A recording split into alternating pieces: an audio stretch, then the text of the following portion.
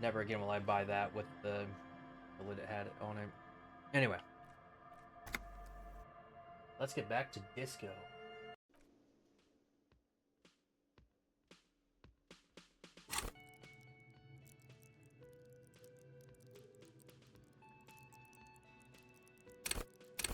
I need that disco in me.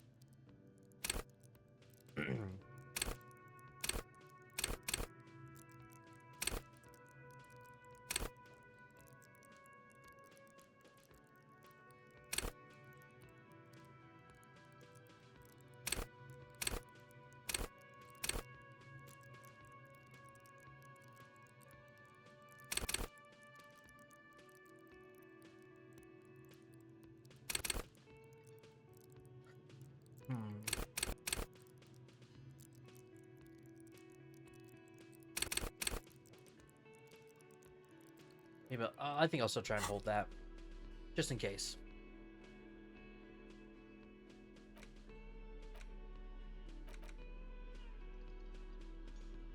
An intricate web of blue lines stretches across the torso of the hanged man, from the right shoulder to the solar plexus. Each time the lines intersect, a small white star is formed in their crossing.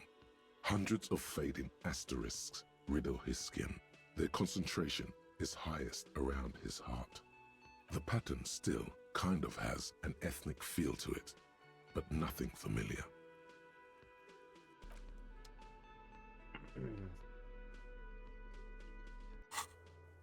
All right.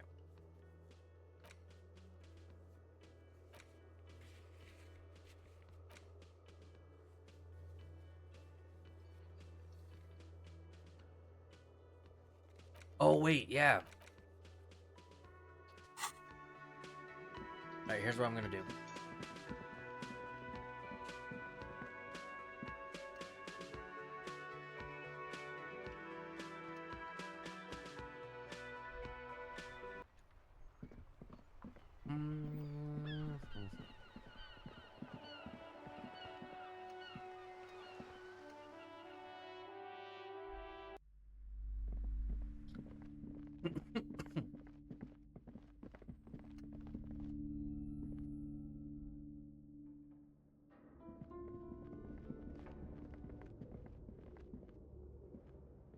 Oh, Kim. It's dark, and the flashlight works a lot better if you hold it in your hand. No need to rub it in, buddy. I'll do it.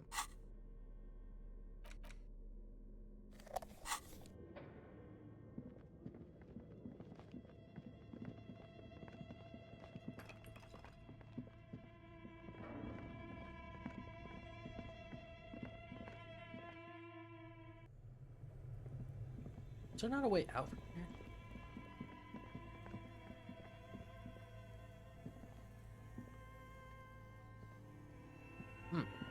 There is. Thank you.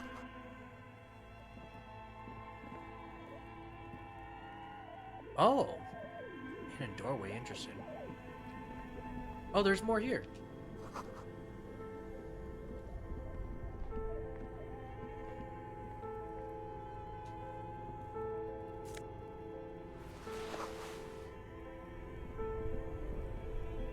Two cables are plugged into the breaker box. The red one leads to the ice bear fridge, and the black one to the ice cream maker nearby. Oh, God.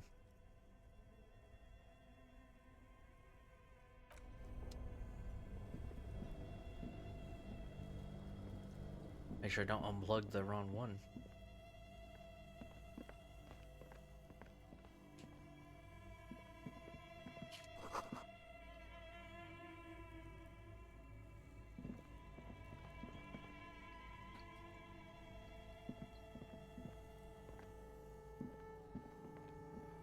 I'm assuming the bear is the red one?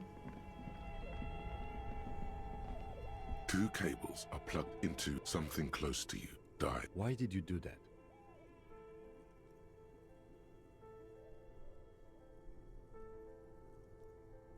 The lieutenant raises his brows, but doesn't say anything.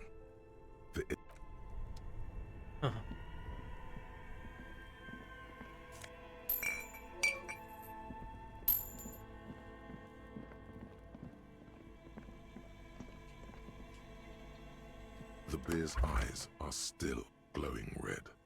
It's guarding over the freezing corpse hidden inside its belly.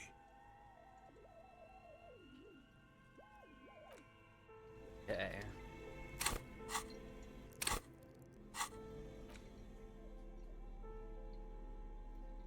Uh.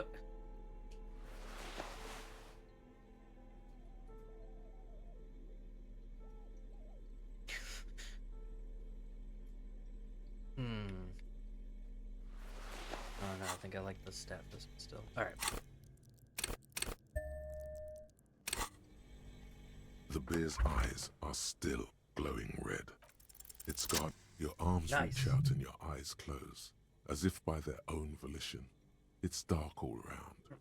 You feel cold, slippery flesh, first with your fingertips, then under the palm of your hand.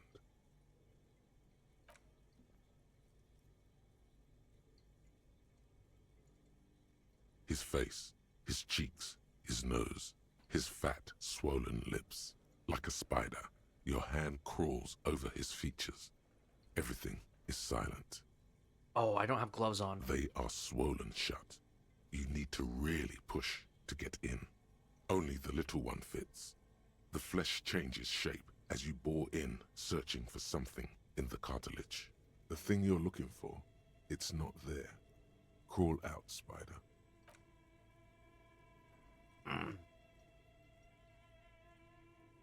The oral cavity is cold and moist. A ball-like tongue attaches itself to the base of the mouth, lolling around like a scallop. A vision of black and dark red death, pried open by your naked hands and studded with teeth. Looks like he's laughing. Death fumes rising from the throat, and there, in the back of his mouth, above the bell of the uvula, right in the soft palate, you see a hole, barely visible to the human eye. It is swollen shut, almost vanished. No larger than 0.4 centimeters in radius, the edges appear darkened.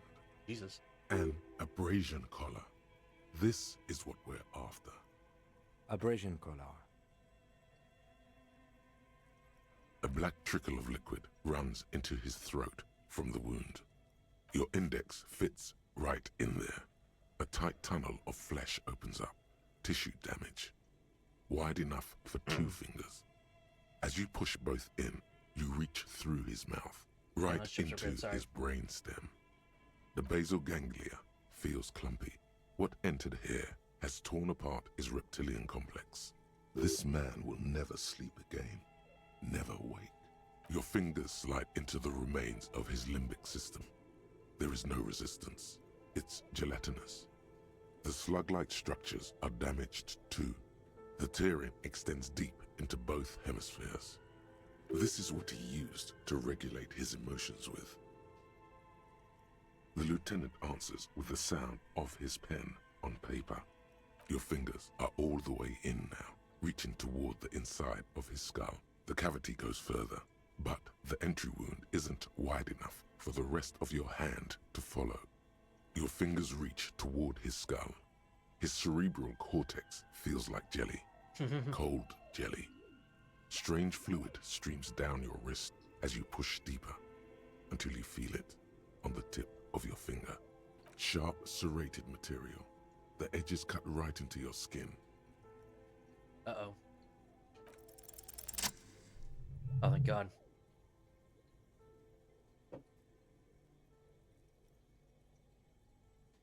You pick the object between your index and middle finger.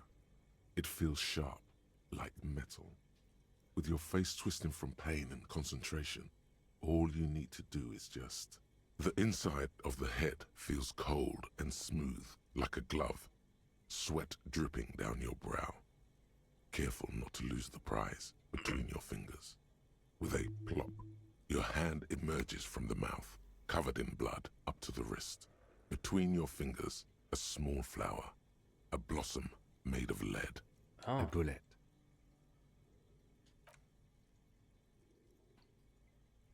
The bullet falls in the bag, leaving a smattering of blood on the plastic.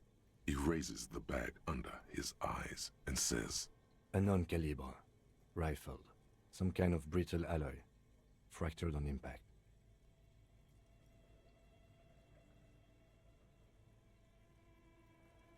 Of course, you've earned it. We need to add an item to the injury list. Injury number 4. Oval entry wound with an abrasion color. Soft palate, back of mouth. High velocity. Temporary cavity in brain tissue. Small exit wound on the occiput. How does that sound? Opinion, fatal injury. And one last thing. We should amend injury number 3. Ligament mark. New opinion, non-fatal. Post-mortem. Treatment. he's proposing the bullet was the real cause of death, and the hanging an attempt to conceal this fact. Yes, and the belt around his neck, the hanging, even dragging him to the yard. All of it was done after this man was already dead. I have had my doubts for a while now, since I saw there were no signs of struggle on his hands, and no claw marks on his neck. There have been other signs too, small details. Everything is too neatly designed for us to assign probable cause here, as we did, full-heartedly. Well, no more. There is, of course, the very real possibility he was both shot and hanged. Oh, you really do. I am glad to hear you say that. Your room in the Whirling in Rags should come with a bathroom. Be sure to make use of it in the evening. Yes, we should take a closer look at it. I am certain it has more to tell us. This little thing could reveal much about the weapon that shot it.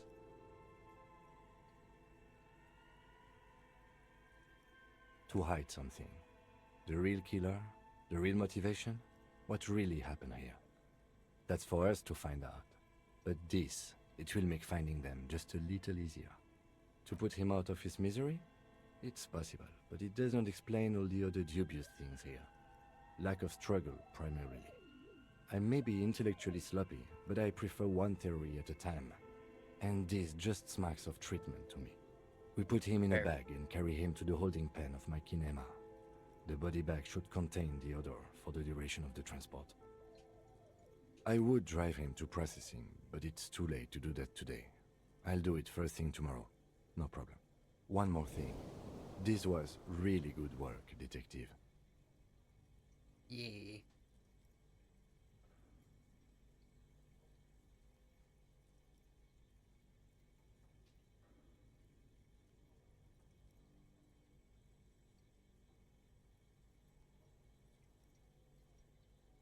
He said he'll do it first thing tomorrow, so that's fine.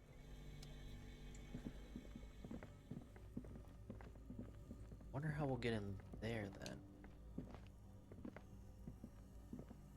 Oh, literally right there.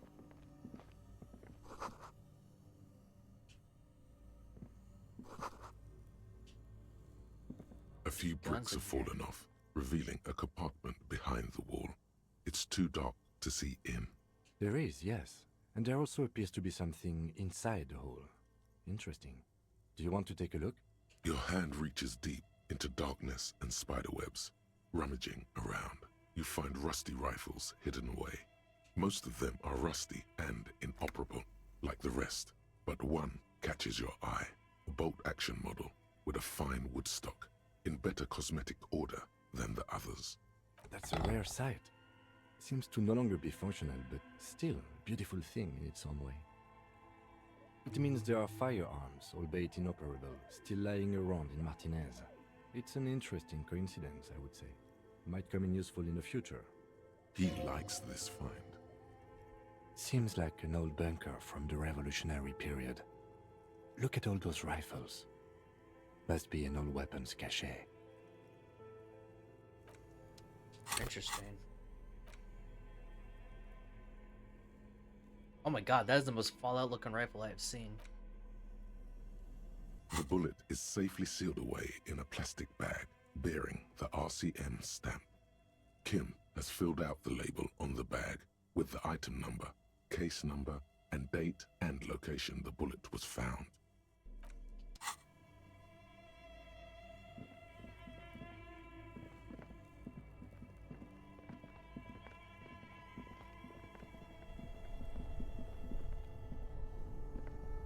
Only the red somewhere, a machine hums along with the current.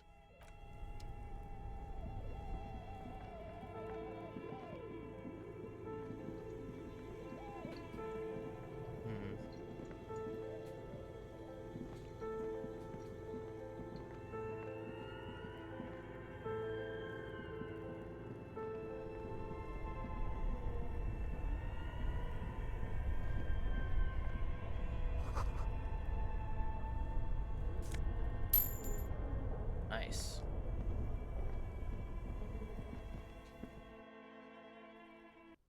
Oh, it was through here. Hey, would you look at that?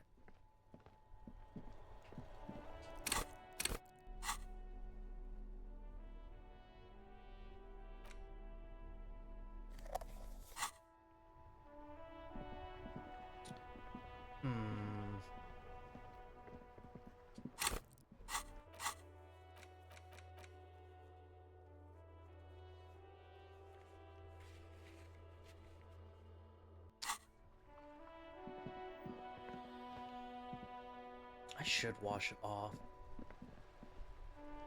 Let me save in case, because if it proceeds to then change days, I'll reload.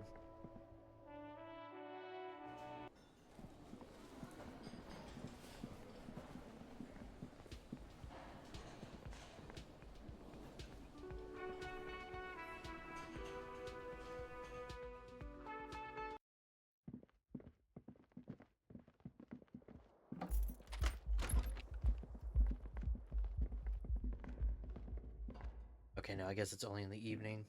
Yeah.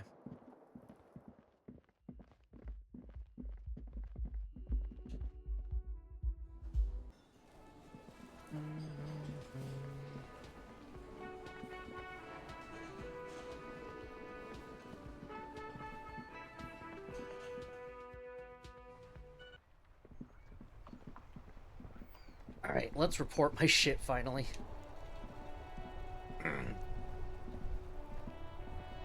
Inside, you see a set of steering levers, a radio microphone, a pull-out toolbox, and the soft glow of the fuel preheater gauge. The frequency tableau lights up, and a green button labeled Prime Line glows like a feline eye. And then you hear something. The soft purr of electrical kittens, radio waves cast far and wide over the metropolis. A woman's voice greets you through the static. This is Precinct 57. Hello, Lieutenant. How may I assist you? Hello, Alice. Please assist our colleague from the 41st precinct here. I'm putting him on. Operating the radio is easy. Just be confident. You've probably done it 1,000 times. This is Officer Alice Demetri, Precinct 57. How may I assist you?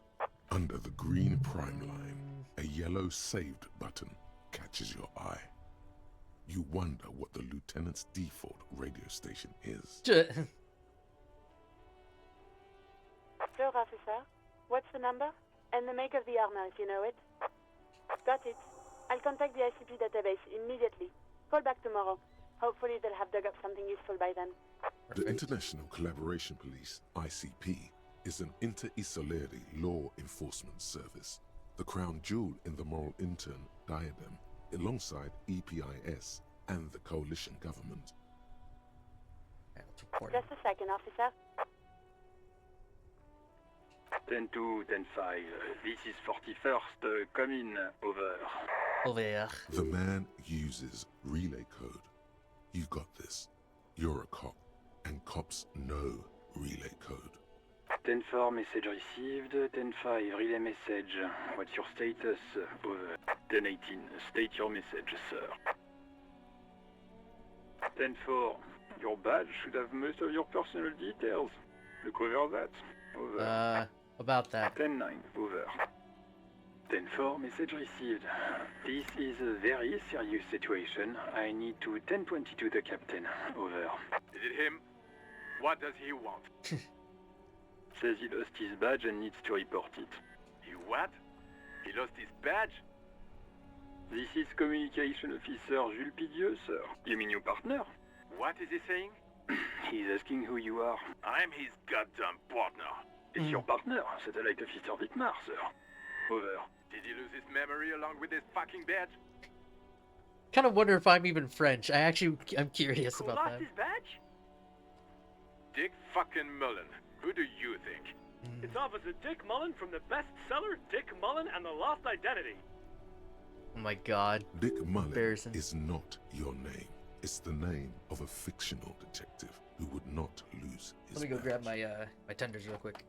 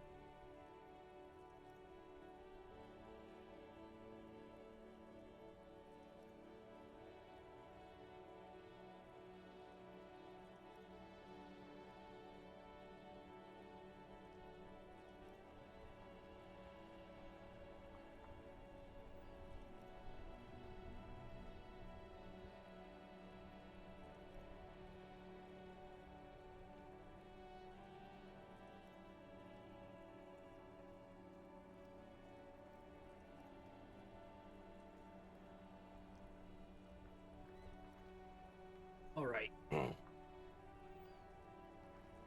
Back to getting humiliated. Defend yourself. Immediately. They're laughing at you.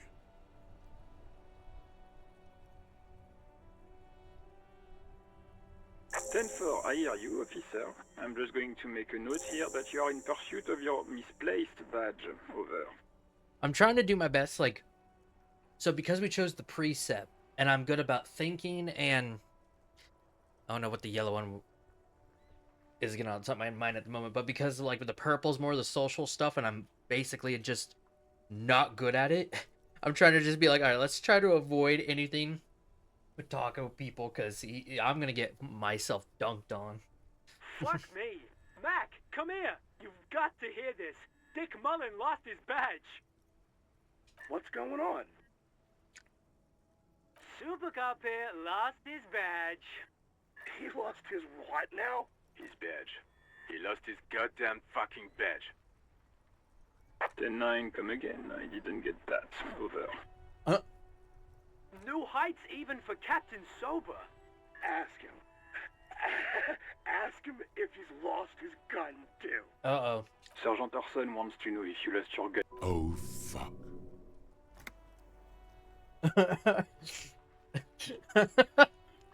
Oh, fuck. Lying over the phone, it's easy. Just say it like it's the truth. And then it becomes it. He says he didn't. Thank God for that. That would have been a nightmare.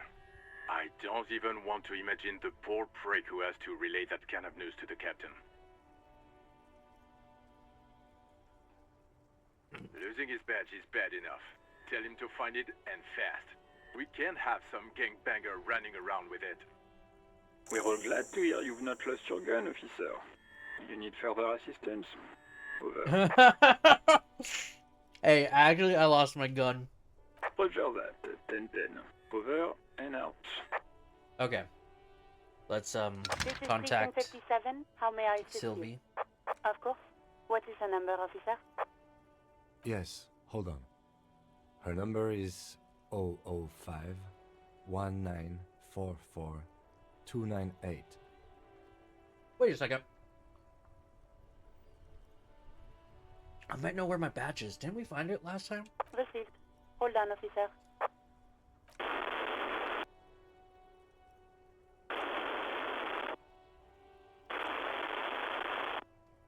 Lieutenant Kitsuragi slowly begins to tap a little rhythm with his right foot. Quite a lot of time has passed.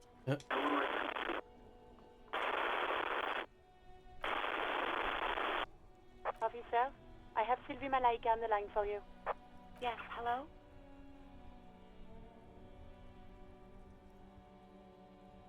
Oh, right. Hello, officer. What can I do for you?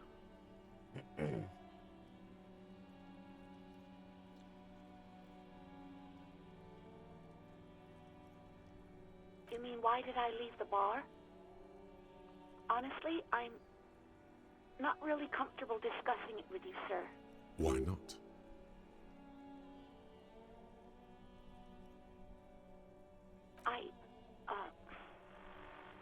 Let's just say I left because I needed to get away from someone.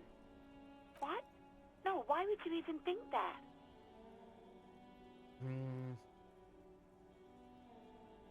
Please, don't bring Gar into this. It's none of your business. God, why can't you just mind your own business? She mutters. I already said I don't want to talk about this. You're messing everything up again. No, not me. No, sorry. I don't. Not a lot of people have phones around here. Copper thieves take the wires. People don't have the money to have the cables put in again. They use the Union's phone, or the one on the coast. So the Union has a phone, and there's one further down the coast. Got it.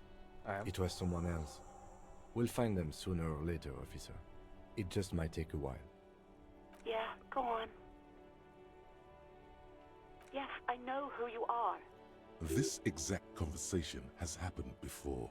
Establishing authority before this young girl seems to have been important to you in the past. Don't go there again. You told me back in the whirling.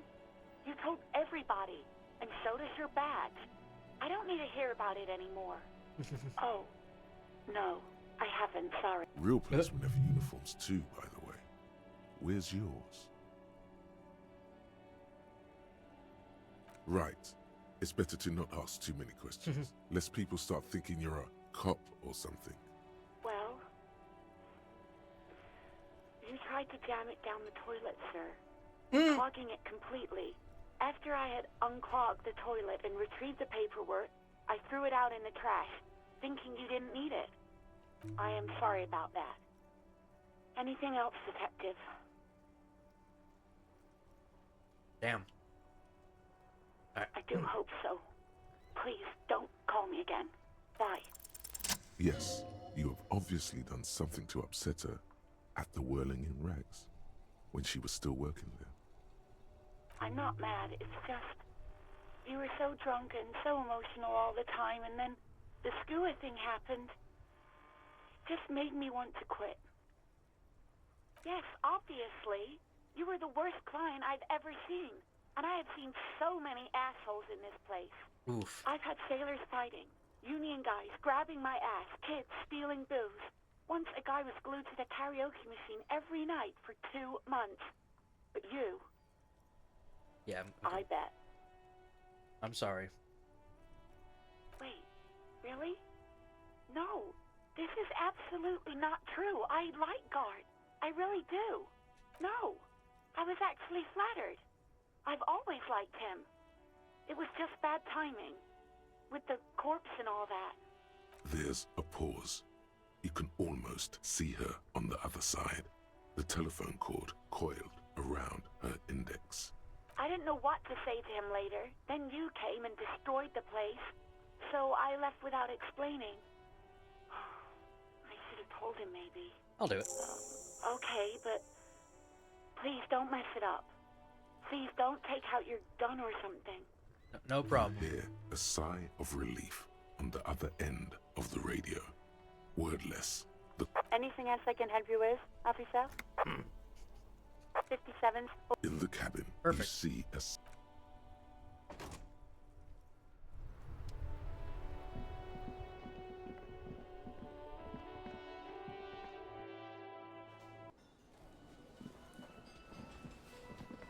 Oh no. can I help you?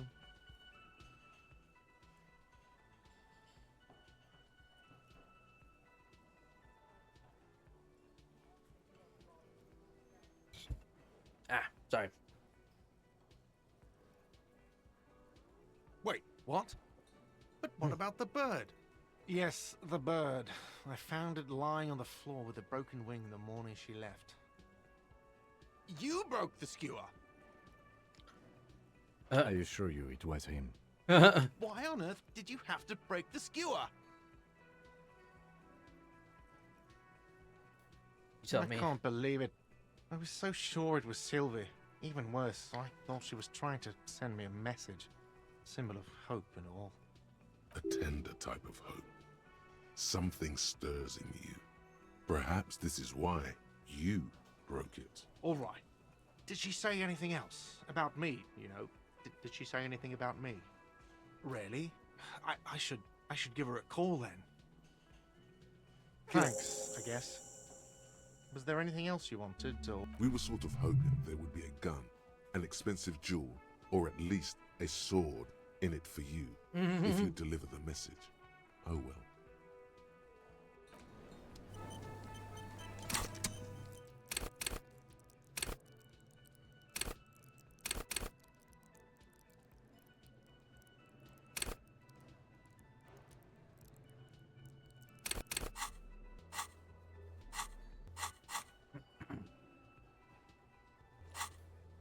Let's see here.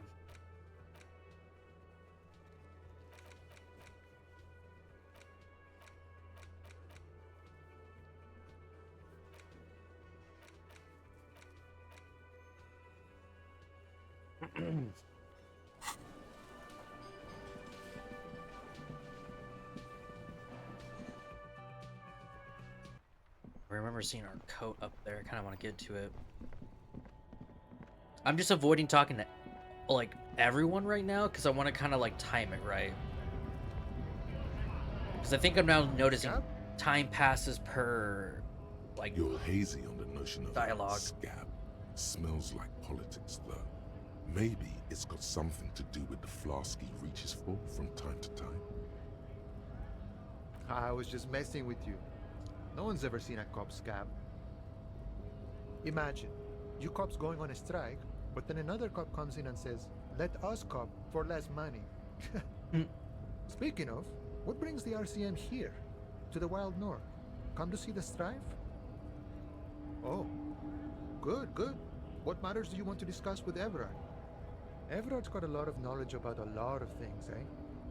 Doesn't often dole it out, though. But sure, why not? I don't operate in that capacity. I'm not a granter of passage. The passage grants itself. If it's all so simple, why don't the strikebreakers just go up the stairs? Aye. Walk right past Measurehead and go in. Yeah, the 2.5-meter tall Semini Supremacist there. Walk right past him, then press the button to unlock the door, then go past him again, and you enter the arbor through the office. Está. Don't worry, I'm sure it's not completely impossible. For example, you could best measure head in a physical confrontation, or you could convert to a Semini supremacist worldview. Or, maybe, sure.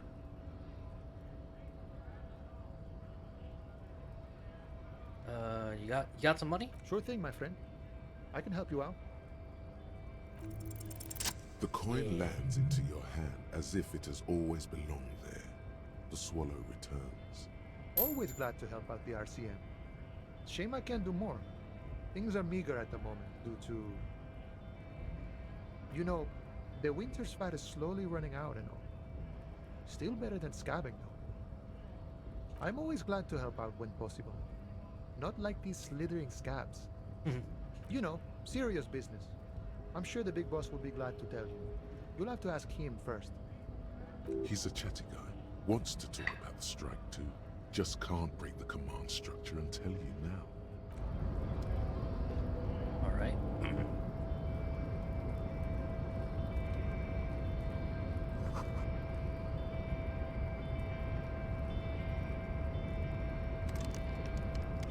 Right, okay, so I have to get through here first to do it. There's no way to free move, right? I forgot if there was.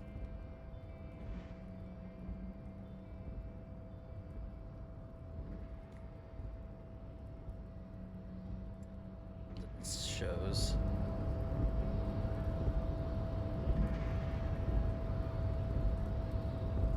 Oh no, wait, there is a way over there, right? It's over there.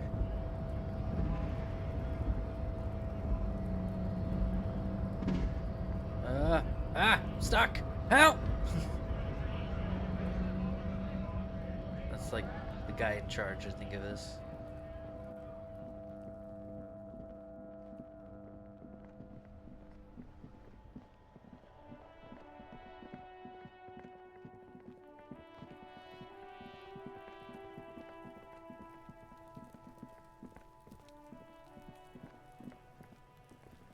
Fuck, does Kuno care?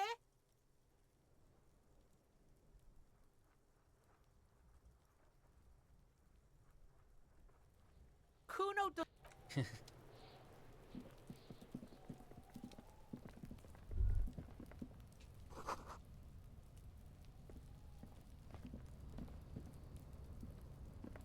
An inconspicuous pile of the roofing material, Eternite. Because there's a secret door hidden behind the panels of Eternite. That's why they're too orderly. There it is. You see a shabby little door.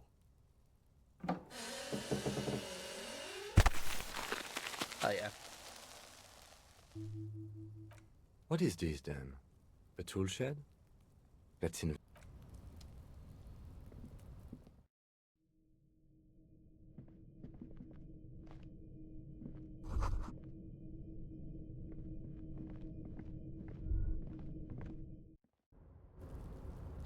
Aha.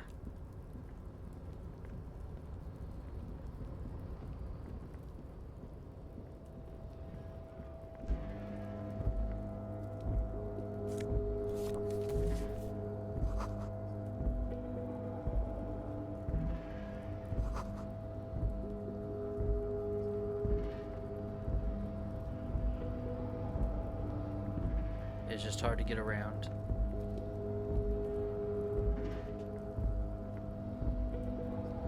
Oh, there we go.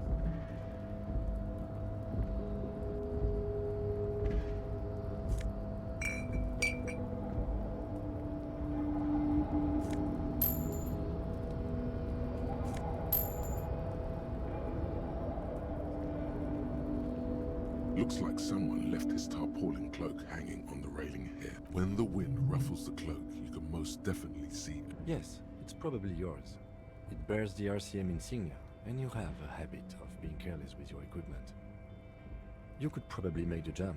You look like you've done some track and field in your day.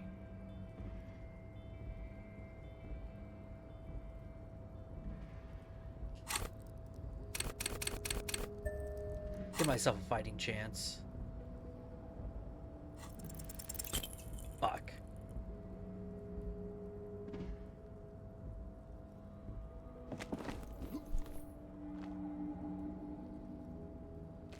Nope, no. That's still too high. What were you thinking? You could have died there. Shit. I'm failing you. This... Hey! What happened? I understand. We can always come back when you are feeling better. It's just a cloak after all.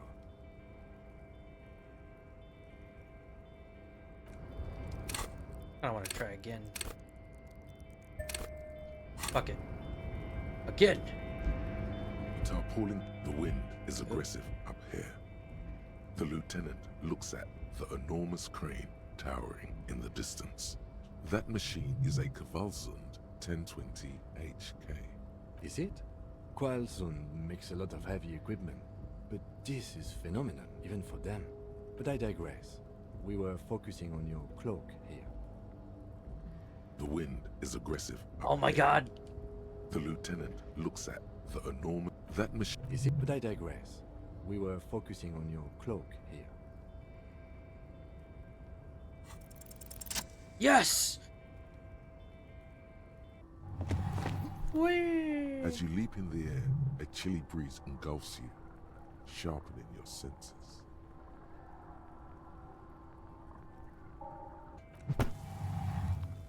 As the concrete floor welcomes you, you realize it's been a while since you felt so alive, alert, capable.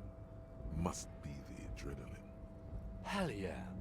My climbing might not have been as disco as your jump, but can we still get an ace's high? With Hey, your feet Kim firmly is my planted on boy. the concrete, the noise of the harbor rushes back in.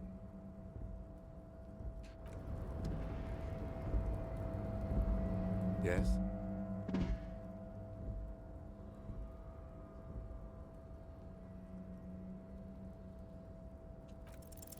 You pick over what's left of your frontal cortex, but no compelling explanations emerge.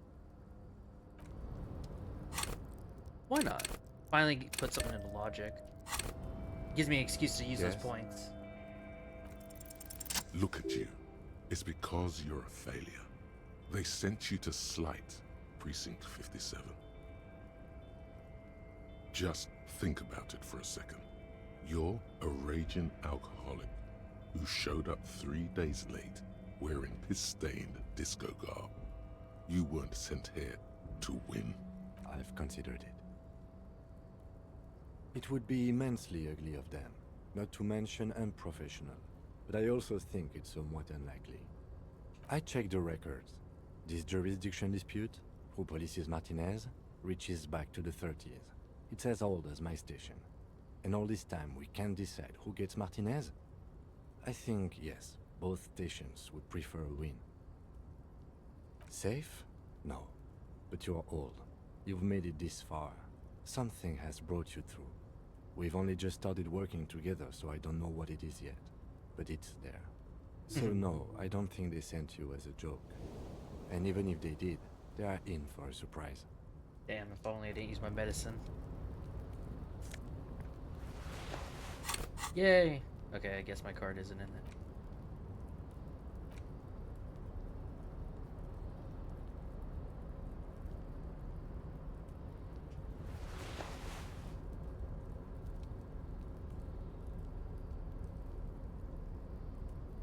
Hell yeah.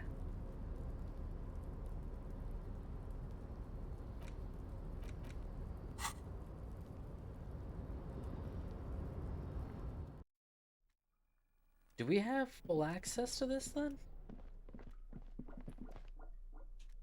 I hope so. Would hate for them to force me to go to that guy again.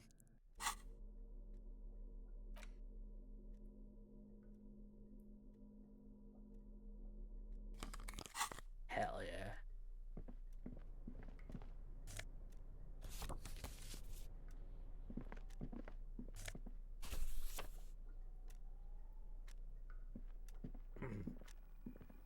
An imposing combination of a punch clock and a payphone is looking down at you from the wall. A note on the side says, "Tokens unavailable due to strike. Use change." The machine swallows your coin and seems to be waiting for your next move. It's unclear whether you actually have muscle memory. Right now, your finger is just drawing vaguely occult patterns in the air. Sure, why not? Alright, will this lock me out? Oh. Gotcha. Okay. Cool. I'm glad I made that risk.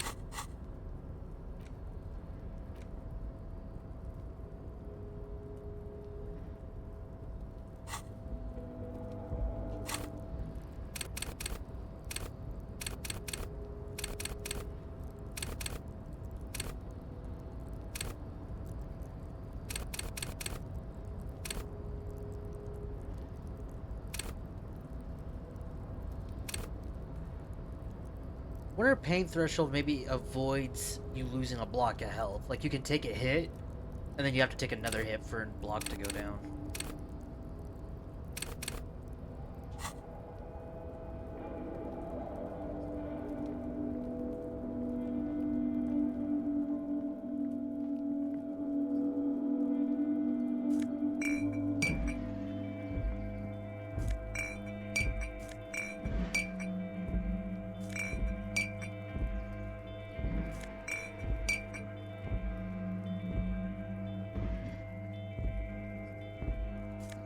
this tear.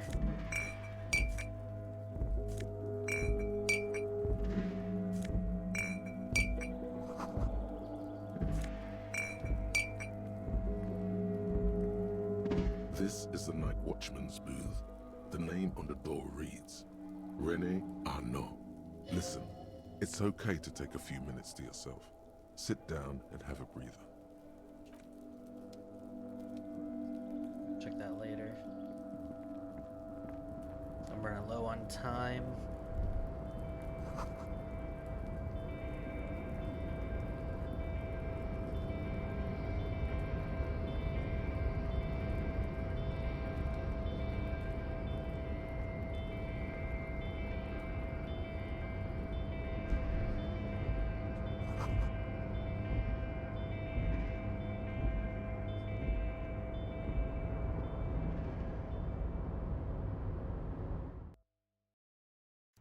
Alright, here we go. Thank God I'm not gonna try and die to this seat. Oh God, way to get in here. Before you is a walrus of a man seated behind a large desk. He looks up from his work, not the least bit surprised to see you. With great effort, he straightens himself up in his chair, yet says nothing. He simply stares at you with a mixture of expectation and impatience, well bottled. Welcome, Mr. Dubois, Mr. Kitsuragi. It's good of you two to stop by. Please, have a seat. I'm Everard Clare, head of the Debarders Union here in Martinez. I'd offer you my hand, but unfortunately my health prevents me from getting up. You understand?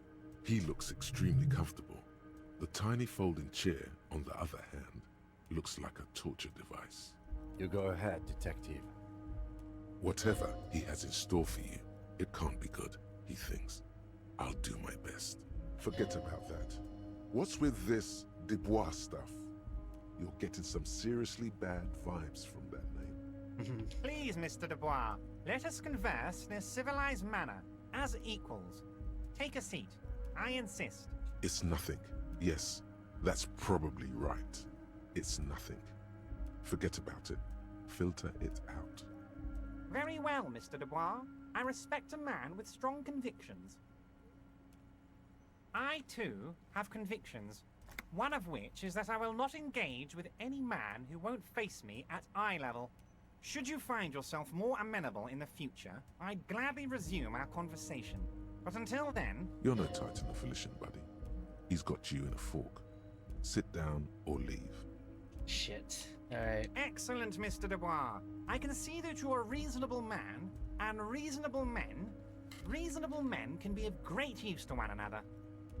So tell me, how can the head of the Debarders Union help a representative of the Revachol Citizens Militia today?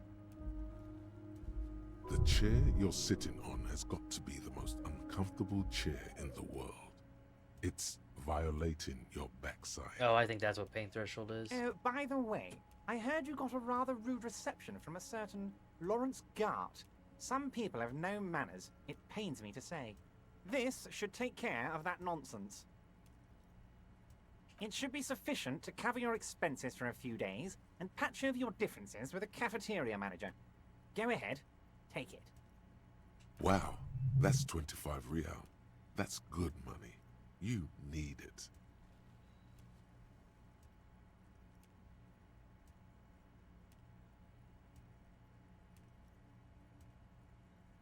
Yes, I know Lawrence. He's a real character. No union man in him. A real piece of work, that boy is. With a grin, he points to the checker game. It's like you're on a game show. At least don't thank him for it. I'll bite. Is there anything you'd like to say to me? Or... Oh, I can't look at it right now. No.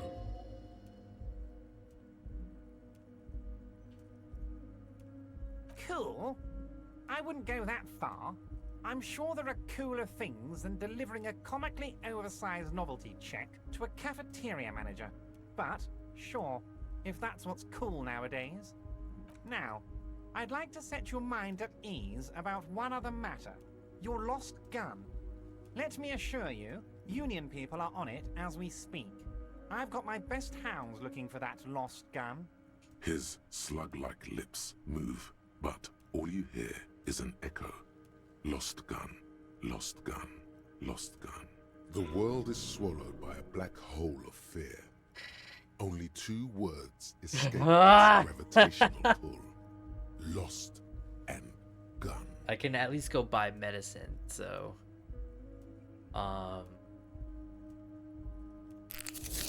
take that. When he said, "Don't worry," he actually meant, be very worried. Are you all right, Harry? You say you got this, but you seem a little anxious to me. Don't be. Everything's going to be all right. It's not like you left it loaded. You didn't lose a loaded gun. Local children aren't out there playing with it right now, pointing it into their own mouths. It's in a safe place. I just know it. I have a feeling everything's going to be all right. It was loaded. There were 2 bullets in it. You always keep at least 2 barrels loaded.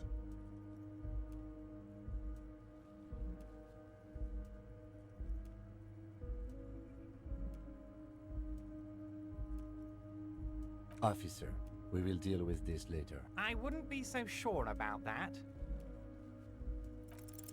Who'd have Oh my god! Ronnie the Rookie.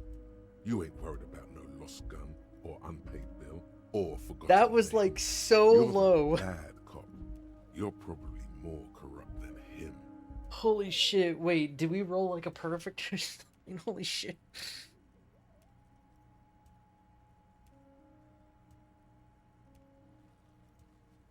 The fat man does the same, sinking deeper into his chair than one would think is physically possible.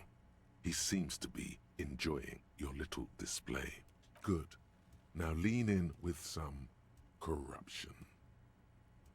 That we do, Harry. Let them say what they will about you and me. We're both born fighters.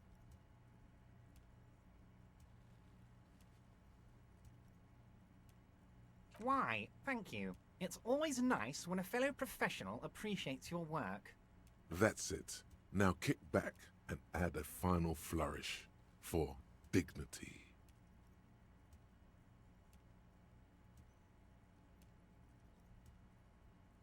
You strike me as a reasonable man, Harry. I like that in a lawman. Let's cut to the chase, shall we? What can Everard Clare do for you? I think we'd like to ask you a few questions. Don't you think so, Detective? Somehow I agree. you managed to get I'd be yourself fed up out too. of this one. Now quick, keep the momentum up. Ask questions. Whatever you do, don't ask him about the gun first. You don't want him thinking you're scared.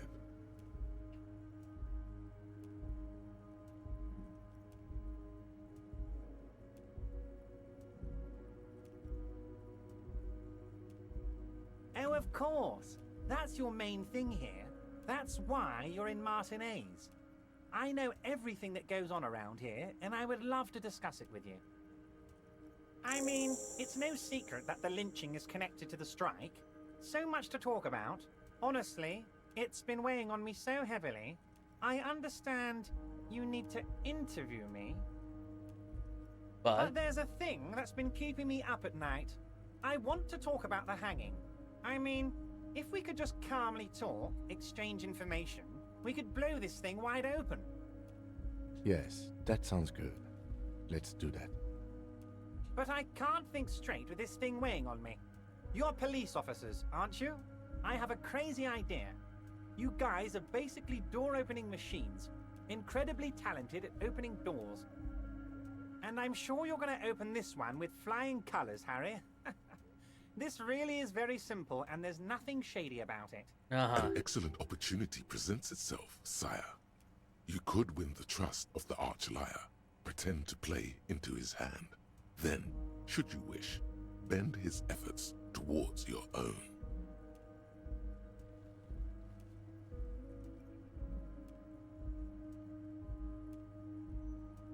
Harry, I'm a very busy man, and more importantly, I don't have that extraordinary physique you do.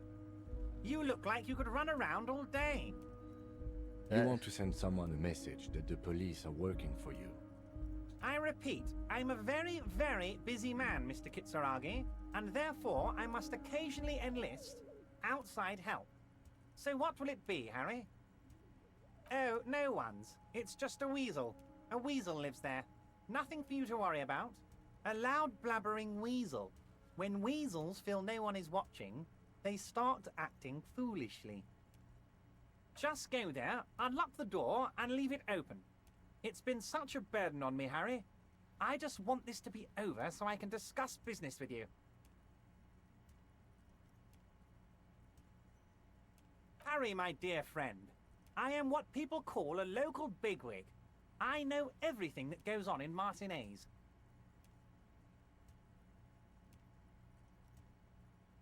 Fantastic, my friend. Just let me know when it's done and we can take our friendship to the next level. You can get the key from Manana. He's down by the gates. Manana's like a free agent in the Union. Special operations. Hardened socialist. A real free thinker too. He'll tell you precisely where the door is. One last thing, Harry. Just open the door. You don't need to go in or anything. I just want that weasel to come home and see the unlocked door. Okay, I think I know what I need to do then with that, okay. Oh, that's very nice. I haven't gotten around to her yet. I'm very, very busy, you see. I hope you're getting along. One thing I want to make very clear, Harry, is that this is not some kind of union versus corporation situation. Everyone is just pals here. Yes, we're all trying to do what's best for Martinez. Don't feel like you shouldn't work with her just because you and I are such good friends. I'm not a jealous guy. If she actually wants to see me, she will find a way. Any good negotiator would. And I just don't have anything to discuss with a bad negotiator. I wonder if he was about to say It's anything a with me. fortress. He knows she can't get in here. He doesn't want to see her. It's as simple as that. Yes, yes. Low balling, of course. This isn't a casino, Harry. Real people, real livelihoods are at stake here. But everything's a casino for those rich types. His expression makes it clear. This is childish and irresponsible behavior. Vanished? Harry, the woman left her casserole in the oven and couldn't make it here in time for the voting. Oh, did I leave my casserole on? Better go home and check. The election can wait. When she got back, the whole thing was over. Wait, there was no mention of a casserole from Joyce. Harry, Harry, Harry. Do not fixate on this little matter. Maybe it was a rabbit stew, or a hairdryer, or an iron. The point is, her heart wasn't in it. Mine was. This particular brand of humor he has, it makes for a fine distraction. Of course, Harry. Okay. Let me just assure you one more time. It's perfectly okay to share anything we discuss here with this Joyce. This is a completely transparent organization. I have no interest in what she is doing, but I myself have nothing to hide. Your business is your business, and I respect your privacy. Just remember, none of this is secret. Tell her about all of it. My brother's picture, my singing swordfish clock. Tell her how overweight I am and how I'm helping you find your lost gun. Tell her about everything. Everard doesn't mind. Wondering, he's talking to himself in the third It is person. rather interesting to tell people things about each other, isn't it? It was nice telling him about her right now. Harry, honestly, I'm just relieved you didn't get a hernia. A man your age...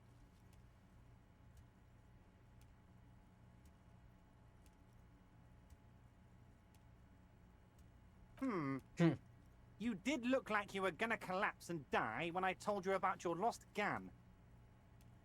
Anyway, I assure you, I am a very well-informed man. Information reaches me before I even get the chance to request it. Of course, let us dispatch with the formalities.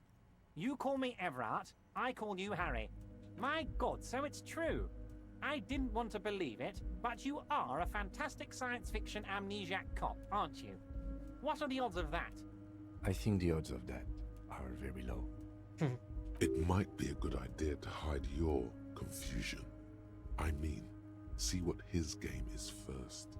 So good to hear that, Harry. Apparently my sources were wrong. However, if you did have a spot of memory trouble, I could help you out. With my big fat folder. Words flow like a river of honey from his lips. I guess word has already reached him. No matter. No harm done. It's just a brown folder. You can't make out what's written on it. Are you trying to tell me you've gotten hold of some of our documents? Mr. Kitsuragi, would you mind? Me and Harry are talking about his lost identity right now. Don't just jump to the folder. That's not smart. Shows you're on the edge. Do some probing first.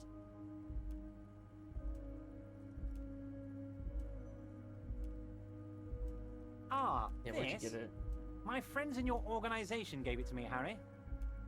This translates into, haha, you guys are so corrupt. Oh, fuck. I find that very suspicious. May I have a look? I'm afraid this is meant for Union eyes only, Mr. Kitsuragi. I'm sure you understand. Please continue, Harry.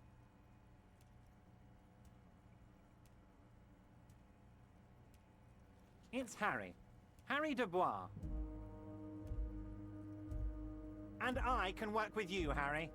Now, what else can I do for you?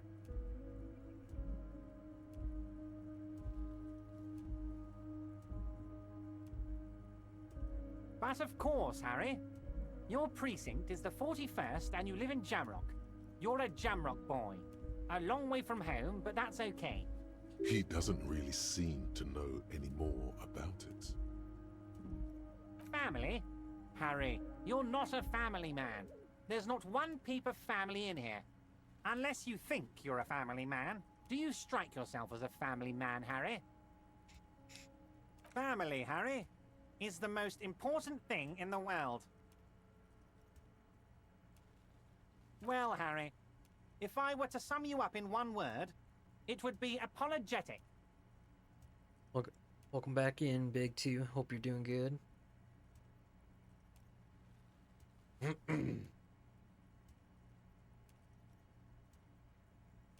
Yes, you seem to be. A lot of the time. But right now, there's no reason to be. Let loose a little. Be you. He's probably just making a guess based on your recent activity in Martinez. As you look at the folder, Everard covers it with his hand and pets it. Is he trying to hide that it's not a real RCM folder? It certainly doesn't have the RCM stamp on it. Okay, Harry, you got me. This is from the Census Bureau, not the RCM. Those Census Bureau people are absolutely corrupt. You should do something about them. He got the name from the Census Bureau, and everything else from your actions here in Martinez. Yes, Mr. Kitsuragi from the Census Bureau. Like I said, now I'm actually a very busy man. So is there anything else I can do for you, Harry? That means he doesn't really know anything about you. A pity. The mystery of you will have to remain a mystery for the time being.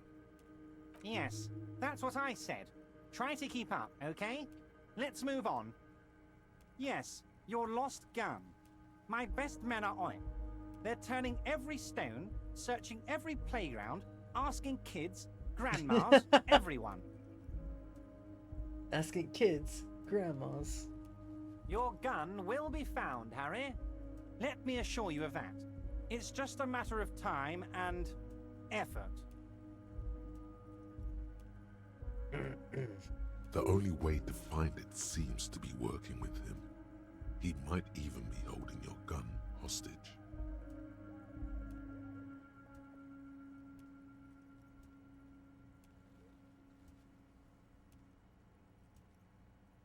Harry! I was only trying to be tactful. A lost gun is a dangerous thing. I can't have it around in my neighborhood. Kids could be playing gun roulette with it as we speak. Teenage gangs could be arming themselves. Get a hold of yourself, Harry. I assure you, we are working on locating the missing sidearm as well. Excellent, Mr. Kitsuragi. That's excellent news. Looks like we have a friendly gun-finding competition on our hands.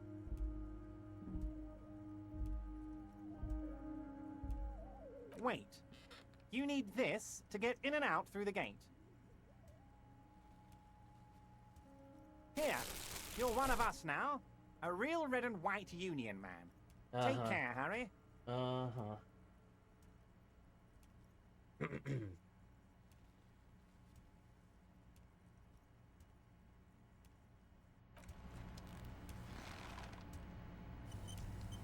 Alright, well, that went well.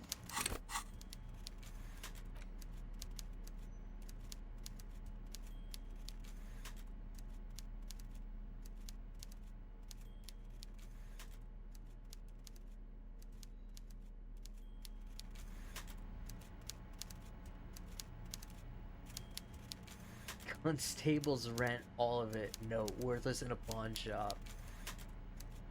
Or if I just take it to the... I'll look at this later.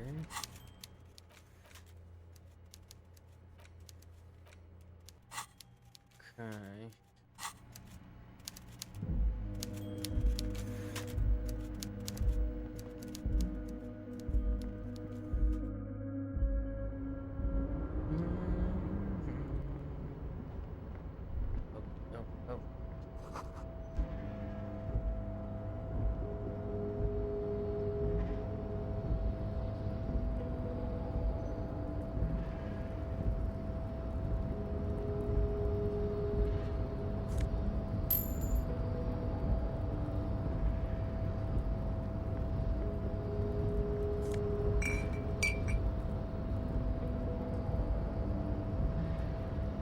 Oh, there's the stairs.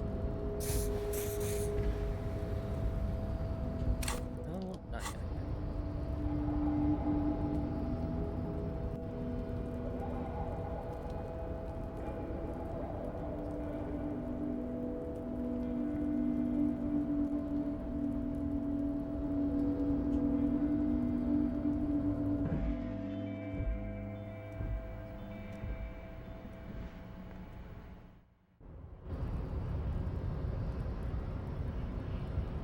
I guess I don't need to talk to that guy anymore? Maybe? We'll see. You're the weasel, right? So, how'd you like our harbor? You've been in there, he means. Talked to the boss man too, probably. It's but a rest area on the path leading across open plains. Right. You talk to the boss, eye to eye. Like men of the plain. The mercenary, eh? Who could have killed him? That's indeed the question. Why even do such a thing? What a thought! Why would noble workers resort to such a thing? Unless they were pushed, of course. Your dead guy was an enemy combatant. He was an agent of the opposition, attempting to undermine our honorable efforts. I ain't the murdering type, but that's just me. Large organizations like our union have all sorts of men, with all sorts of skills. He's not lying about not doing it himself.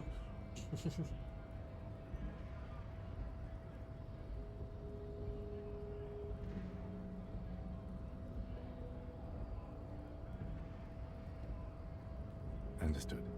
This has been of limited use. Still, thank you. No problem. I wish the best to you in your search. Sure, I'm glad it's not my search. A key, huh? What door is this key supposed to open?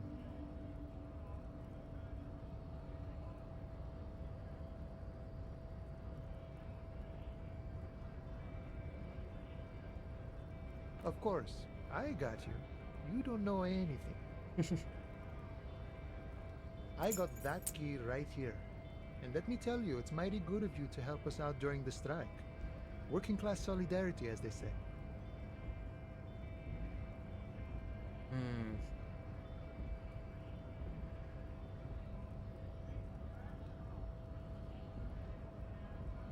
Oh, so the none of the above type, are you? I get it. I get it. I like to keep my distance too. But it doesn't matter. It's a good thing you're doing. Thanks. What you're looking for is a basement door behind the greenhouse. That's behind the wailing in rags. That's all I know. Our Okay, but where did you get the key from? Yeah. The janitor gave it to me. Nice fella. We talked about life and things that really, truly matter. None of this mess we're in. This jiving and juggling. What's it for? To feed our children, I guess.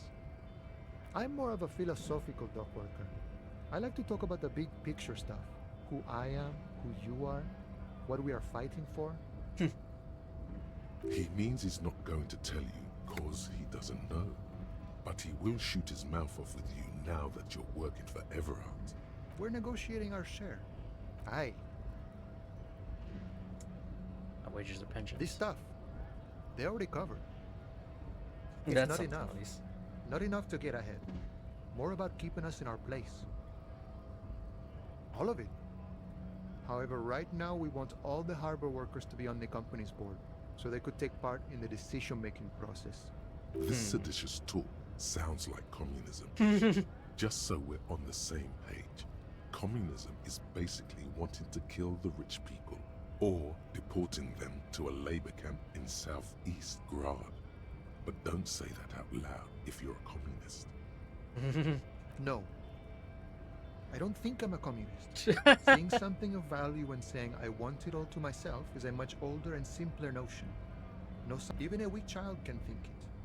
The only things holding someone back are I can't and I shouldn't. Just the way the world works, boyadero. I think it's best you make up your own mind now that you've met him. In my eyes, he is a capable organizer and a decent businessman. He's probably back in to his some of this container at later. the harbor. So head right on in there. Sure thing. This was great.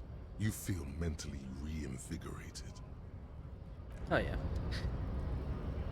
Definitely talk to him later about the rest of that stuff.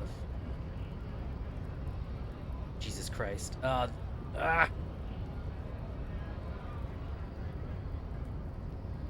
we go.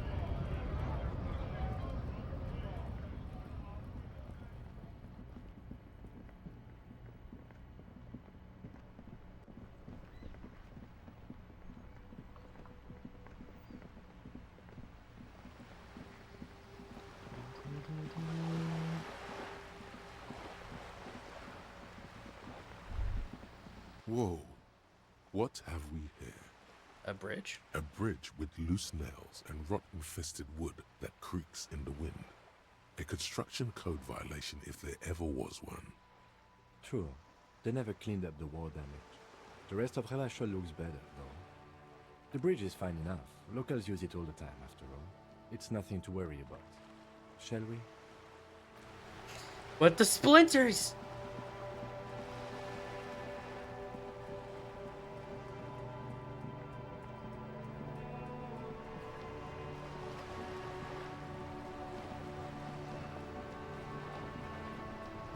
You're back.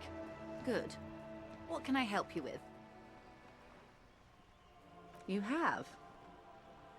And how did you like Mr. Clare? A bloated rainbow socialist.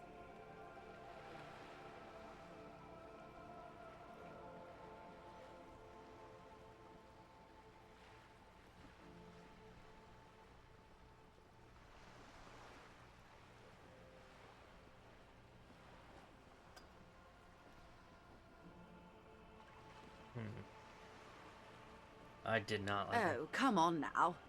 He has his uses. How else would he have stayed in power all these years? Or wait, actually, corruption. That's how he's done it. Fantastic, Verm-like corruption, reaching into the bowels of the earth. The position of my unusual colleague does not reflect official policy. I hope you understand. The RCM does not pick sides. Of course. And I don't expect you to share anything he told you with me. I'm not a corrupt Verm myself. However, if you felt like discussing something, how could I stop you? Are we not human? Are we not curious to hear another person's take. It's only natural. We would only be gossiping. Intellectually speaking, it would be quite interesting to hear what she has to say about these things. Oh. That's so helpful of him. The lieutenant looks at you, and you can swear his jaw muscle is trembling. He's able to contain the anger and surprise. Unconventional police officers sometimes lose their guns. They then go around and tell people about this to gauge their reactions. It's all part of detecting. Incredible. Sorry, Kim. Simply incredible. And how is it going? Has this detecting produced a gun? Did he now? Well, then it should be any day now. Unless, of course, he's lying to you. Perhaps he is. Yeah. Of course, Detective.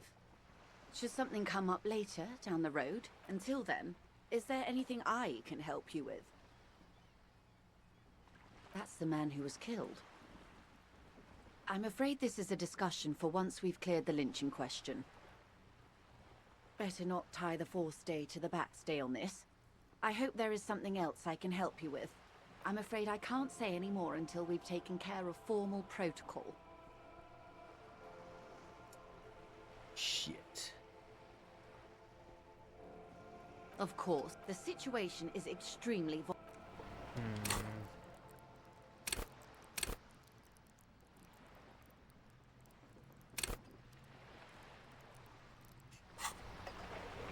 See if I can hold off.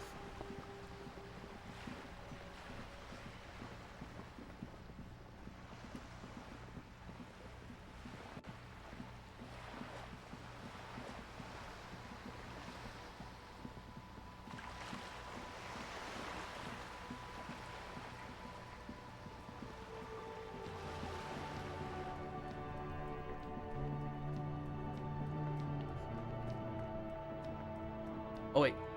Right.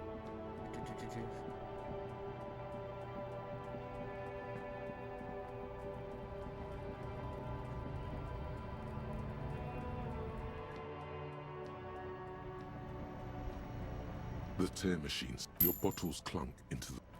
Nice. Is this about the questions again? Wow.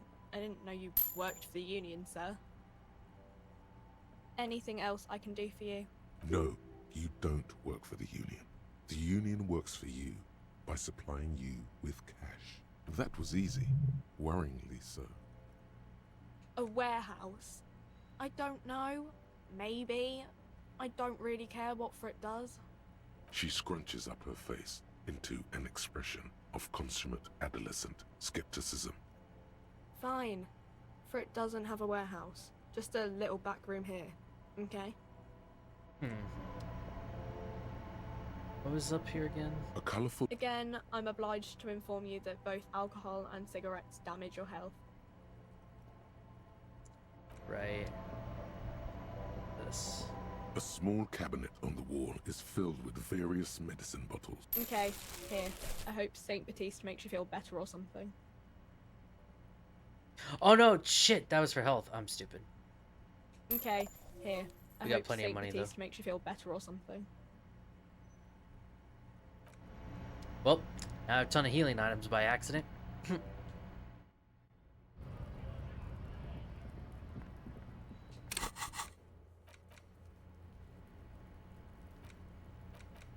have the key.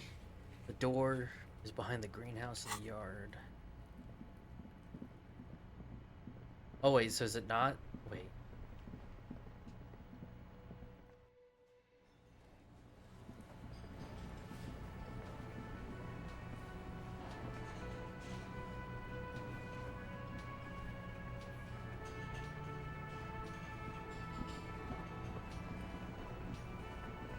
You see a heavy... Okay, so I'm gonna go out this way.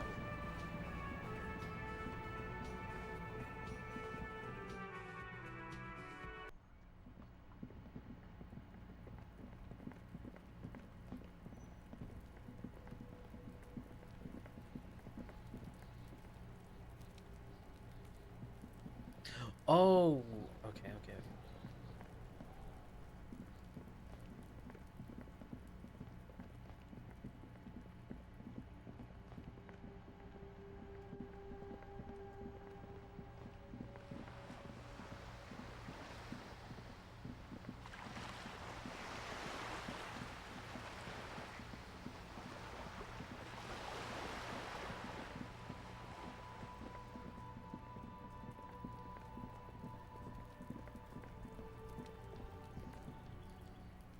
There must be another way into the building. Why is that bugged? Ow, that hurts. Yeah, that's not the one I thought it was. It was this one.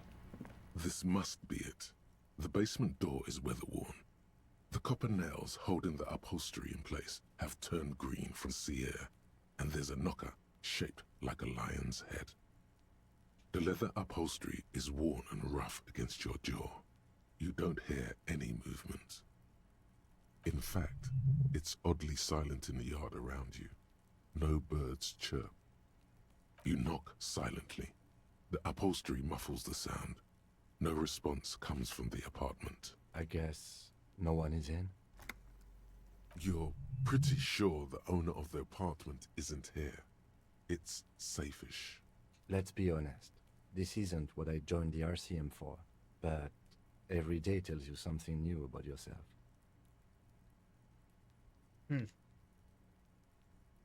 Apparently, working with the local union boss to get info on an investigation is not something I'm squeamish about. I mind that the local thug is using the RCM for his busy work. But if this gets us to the bottom of this hanging, then I'm willing to look over it. On the other hand, we could just leave and tell Evrard we opened the door. No one seems to be tailing us to see if we actually did it.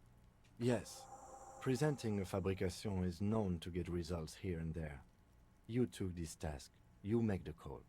The door is right here. You can just open it and be done with this.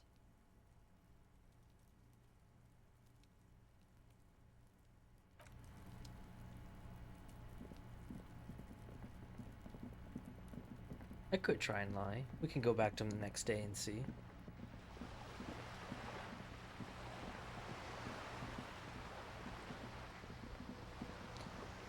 let me look around.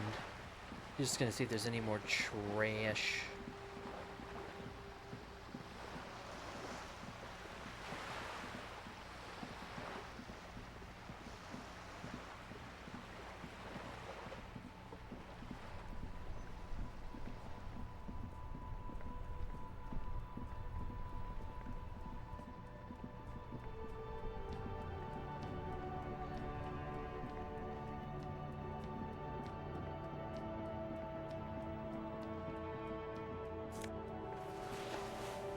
Oh yeah, we can get the hobo clothes.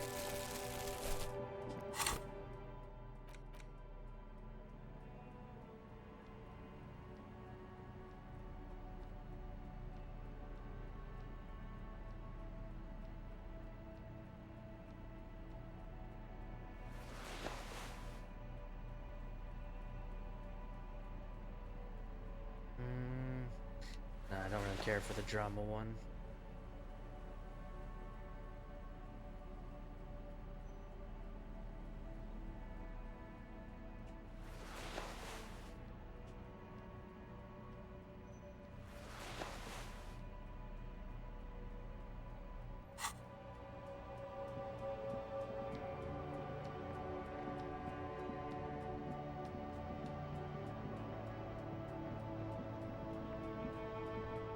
There's a pile of cheap sunglasses in a small box. Oh, You this is like his stuff. sunglasses, officer? There are clothes that Don't be shy. save the economy. That sounds off. Haven't you heard, officer? We've got to be economically conscious.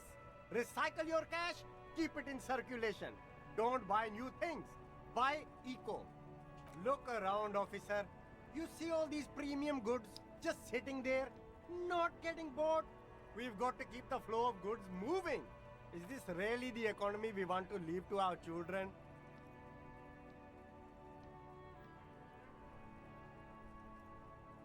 I just want to buy That's some good, clothes. officer. You find your hands deep in tattered and faded garments made from weird polyester blends that make your body itch and sweat in all the wrong places. The box smells like cat piss or like an old person with no money. Economical, but also trendy. Look firsthand, buy secondhand. Something cold grazes your hand. Synthetic and sleek, a windbreaker. Surf, it says, but also wind, summer, 100% waterproof, and sport. All in different typefaces. Good choice, officer. Mega sporty. And it's only $4.50 for you, sir. Nice,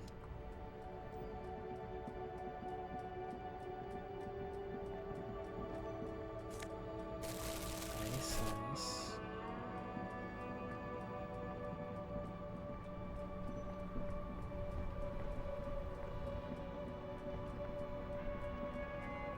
See what else I can find.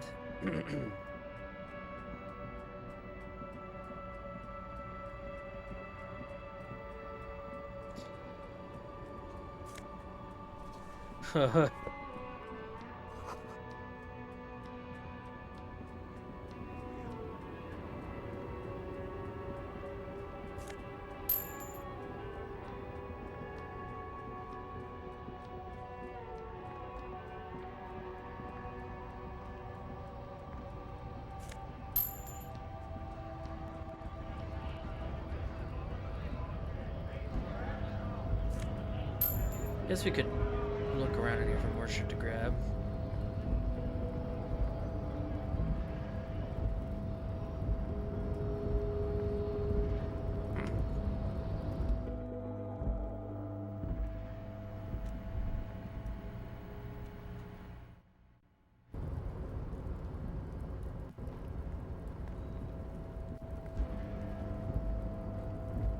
Yeah, that's where I came from. I gotta investigate the rest of that.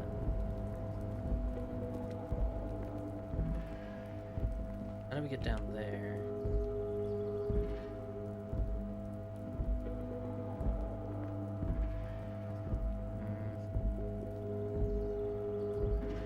This is the night. If you must. But please hurry. We are pretty easy to spot up here. Nothing incriminating catches your eye. The cabinets are clean and their sparse contents meticulously organized. There's a framed photograph on the table. Looks like the inhabitant is rather pedantic when it comes to order. It's a black and white photo of a young couple out in a street fair. The man is young, dark-skinned, and dressed in a Royal Carabinieri uniform. The girl is smiling playfully at the camera. Why did you take that?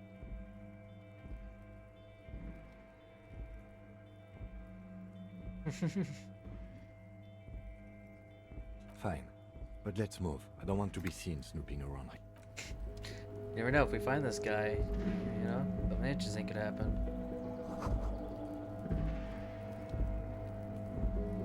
How can I not go down that way?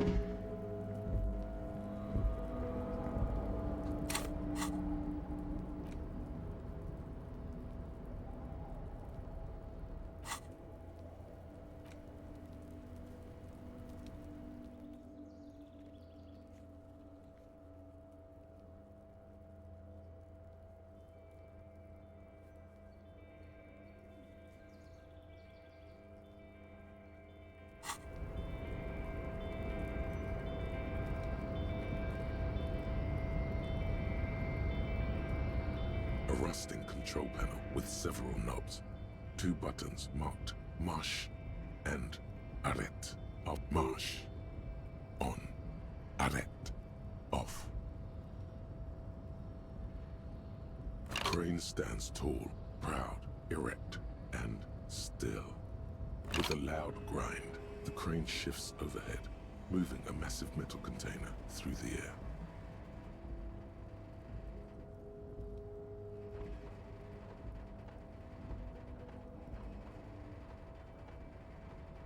Oh. Oh.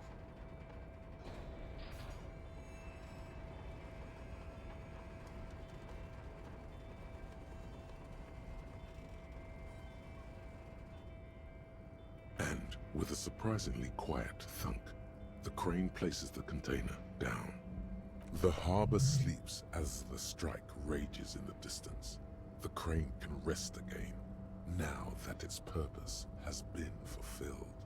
The rusty control panel grows warm to the touch. A faint smell of burning rubber reaches your nostrils. A short circuit. I can't see how that was worth the wreckers, except for seeing the crane in action, which I admit was satisfying.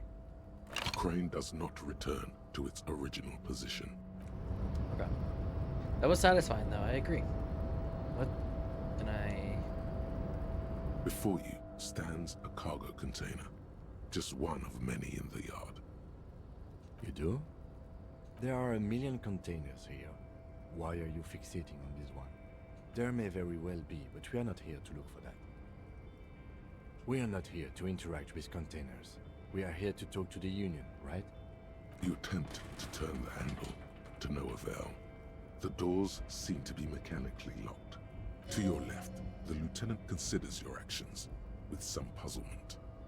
No reply. The knock produces a hollow ring of metal. Doesn't sound like there's anything inside the container. Why are you even trying to open a door with rhetoric? Why are you what? Never mind. Are you satisfied, detective? I'll be back. Oh, God. Why are you trying to open a door with rhetoric? I mean, why? Why wouldn't I? Oh, God.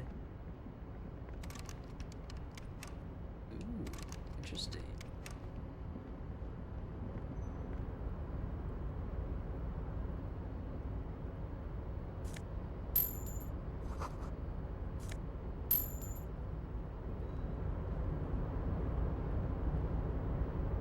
So this is it so far. I don't notice anywhere else to go. I mean, we got buildings to investigate, true.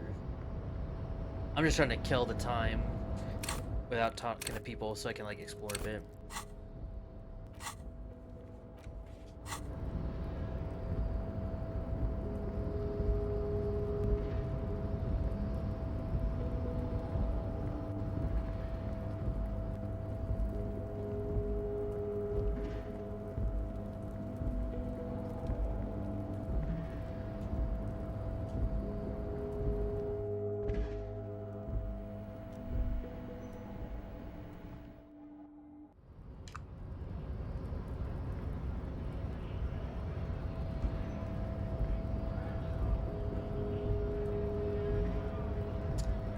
Bollocks.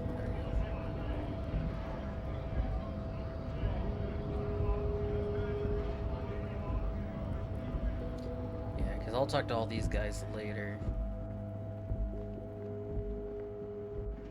Go check out that one shed. Oh, maybe this... And I'll check the bookstore another time.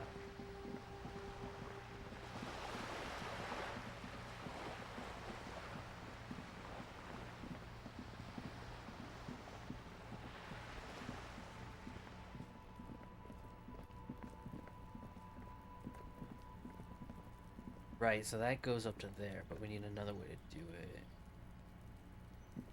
Yeah. Was watching from within. Oh! It's been a week and now they show up? You see a young man on a balcony nursing a cigarette. His eyes have been following you for a while. Not looking for any trouble, officer. I don't want to be seen talking to the gendarmerie if that's okay. I just want to finish my cigarette. Don't let him go. This could be your witness. The balcony has a great view of the whole thing. Is it really that important? Like a nervous cat, he keeps stealing looks at the neighboring windows. All right, but make it quick. Once I finish this cigarette, I have to run. I can tell that you finally got him down. Thank you. It was quite a disturbing sight, even by Martinet's standards. What were you doing last Sunday? Oh. You already asked me that, didn't you? Wait, is someone else investigating the lynching? No, not you two. Some more muscular type. And when did you speak to this more muscular gentleman? Uh-oh. Last week? I don't know. Look.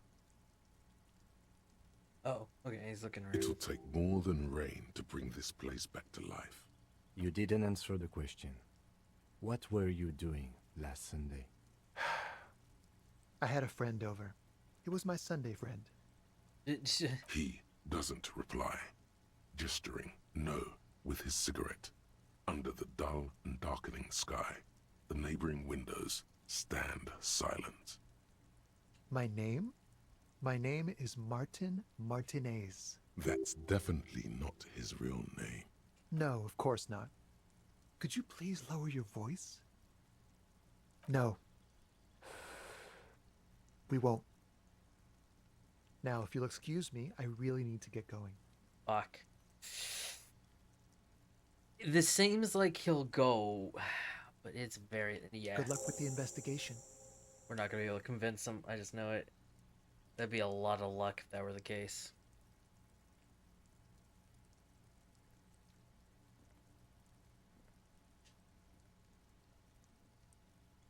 He's gone. No point in running. Tenements like these often have multiple exits. If he doesn't want to talk to us, then he'll know how to hide himself. He could be a witness. Him or his Sunday friend. Either way, we need to look into that muscular type who's asking about our case. There has to be a way of getting inside the building. Once we've found the way in, we can ask around for his apartment. A stone, like any other, lying. Let me guess. There's a key beneath it. Fucking This knew must be it. for the front door. Pity it doesn't have the apartment number on it. We'll just have to go in and see. The moment I saw that, I was like, no way.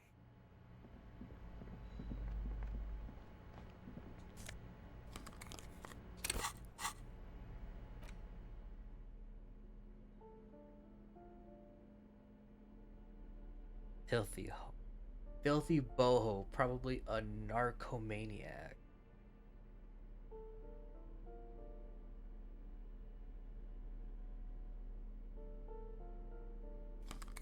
Hey, they help with logic. I'm gonna take. I feel like logic I'll have fun with.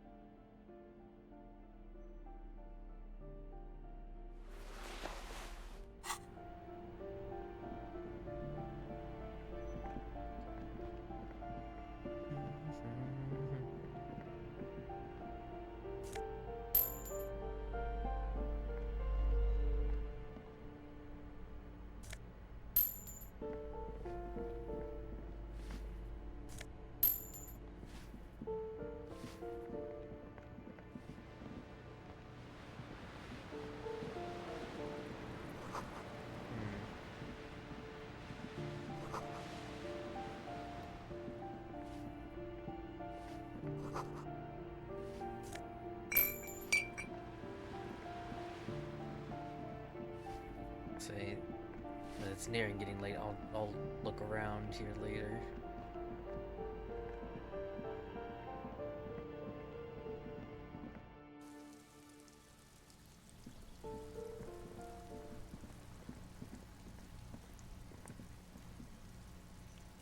Oh yeah, it's on the other side. Okay. I was trying to remember where to get to that one door, so I know.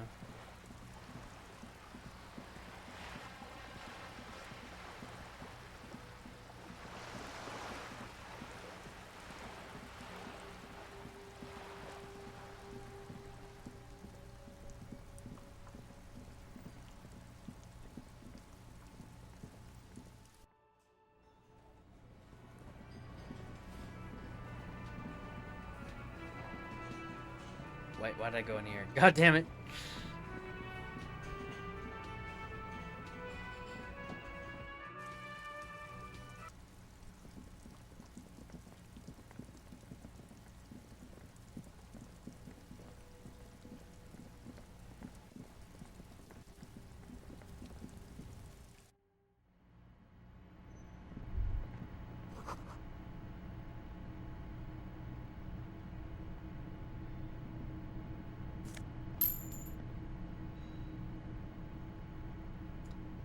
looks like there's nothing else in here, just stuff to kind of like eyeball.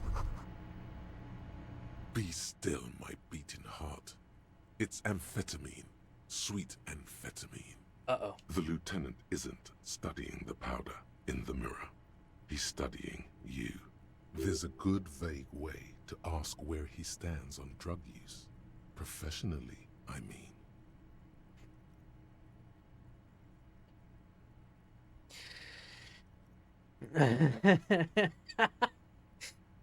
Perhaps not. This is below our pay grade, detective. However, but that there was an interesting find. An alternative path into the harbor that the kid uses. Well done.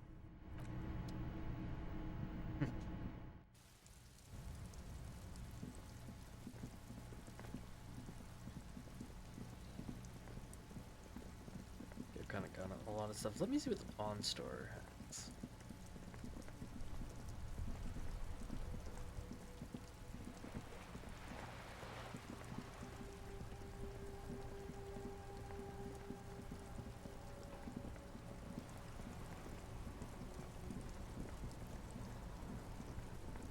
If there's anything else. Oh yeah.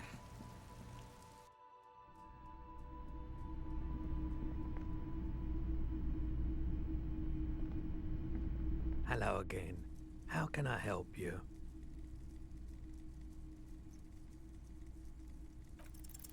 Okay, he definitely is high. Whatever it is, you've probably done it, and many other things besides. Looking at his wares, talking to him, that might give you more clues. Sure thing. Maybe. Shady looking guys came in here yesterday, looking like they'd just taken off their Wild Pines overalls. They asked if I have a police weapon to sell. I told them I already sold it. They went their way. It was a trip, but you know, all sorts of people come here, asking for all sorts of things. Wait, then it might be true. Everard's claims. Maybe Claire really is tracking down your gun. People as oleaginous as Everard seem like they're lying, even when they're really being truthful. Sure, man. I doubt it, but I can try and answer any questions you may have. I do my best to keep my distance from all manner of butchery. Bad for business, bad for everyone. He doesn't know anything. The pawnbroker's gaze is already fixed on the... Sure, let me have a look. Another time, perhaps.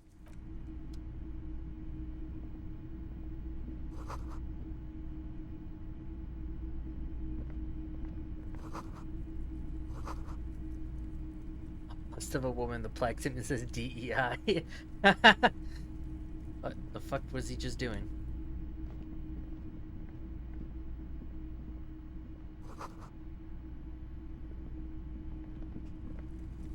You see rows of toy soldiers guarding the rest of the trinkets displayed on the table. Some on why? What's this? A headless man riding a horse. A headless man wearing futuristic tracksuit trousers that say found. Oh, that's the Headless Phone Rider. The Headless Phone Rider. It's an urban legend about a man who rides the streets of Revachol sporting a fawn tracksuit. As you see, he's missing his head. 50 cents. Bargain price. I'll throw in the tiny cap too. I think he's looking for it, or something. That part of the story has many interpretations. He lost his cap when he lost his head. Perhaps he's looking for the head.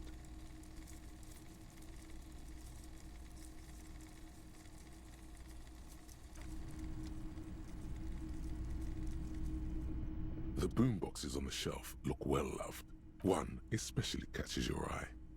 Deep gold and amber plastic with a big old handle on top. A classic boombox that says Stereo 8 approved. Just make sure it works before you buy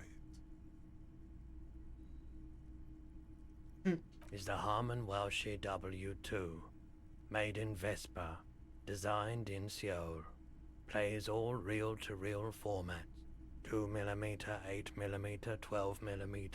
It's even got a little radio in there. It'll set you back 12 real. Absolutely. I've tested each one myself with recordings of speech, found sounds and music from a variety of genres. Even though I don't really like music. That's odd. Why doesn't he like music?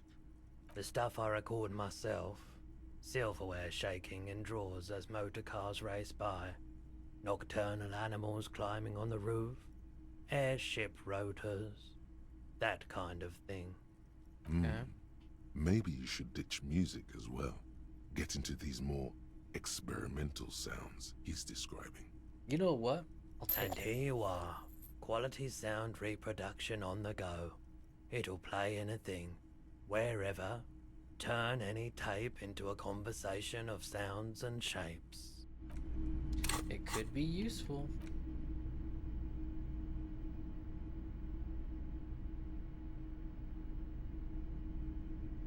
Audio tape items and blast music into the face of unsuspecting strangers.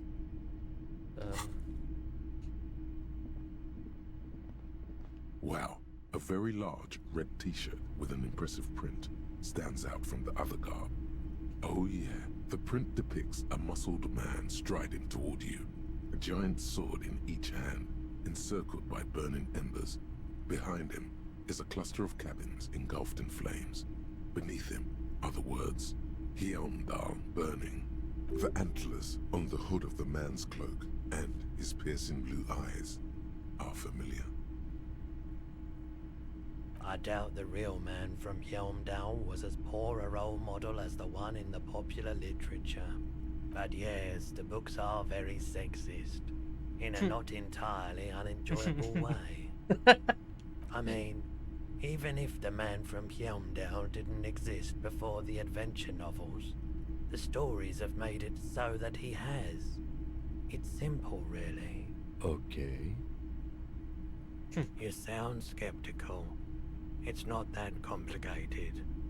All that's required is a more robust understanding of cause and effect. Besides, I've been to Kotla, though not quite as far north as the Hyundai, and watched northern lights travel across the sky. Very unique, energetic tides there. It's for the best, because Eamdal is not a real place, and thus he could not have gone there. His Oh yeah, he's theory high. isn't exactly incoherent, but its logic does suggest some unusual neural activity. 2 real. That's dirt cheap. But why?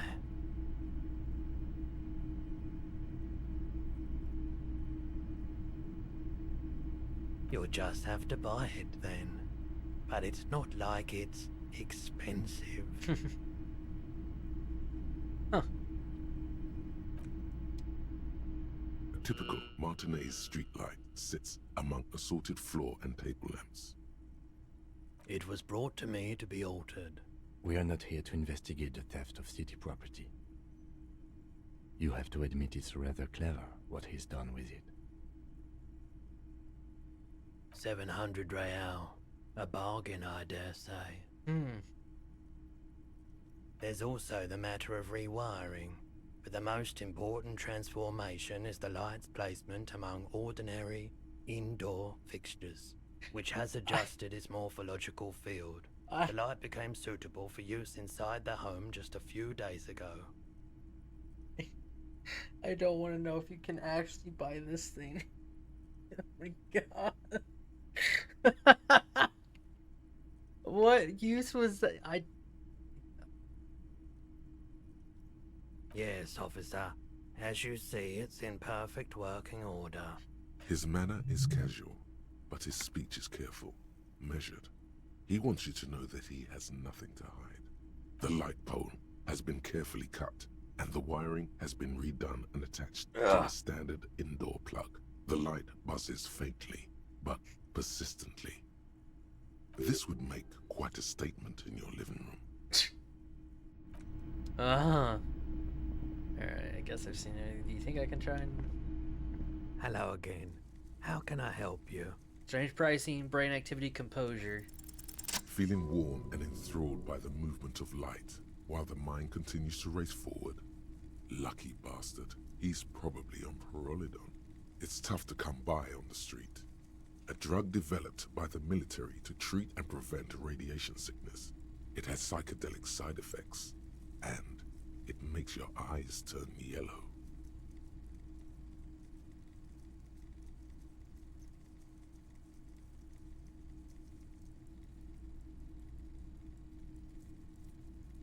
Why on earth?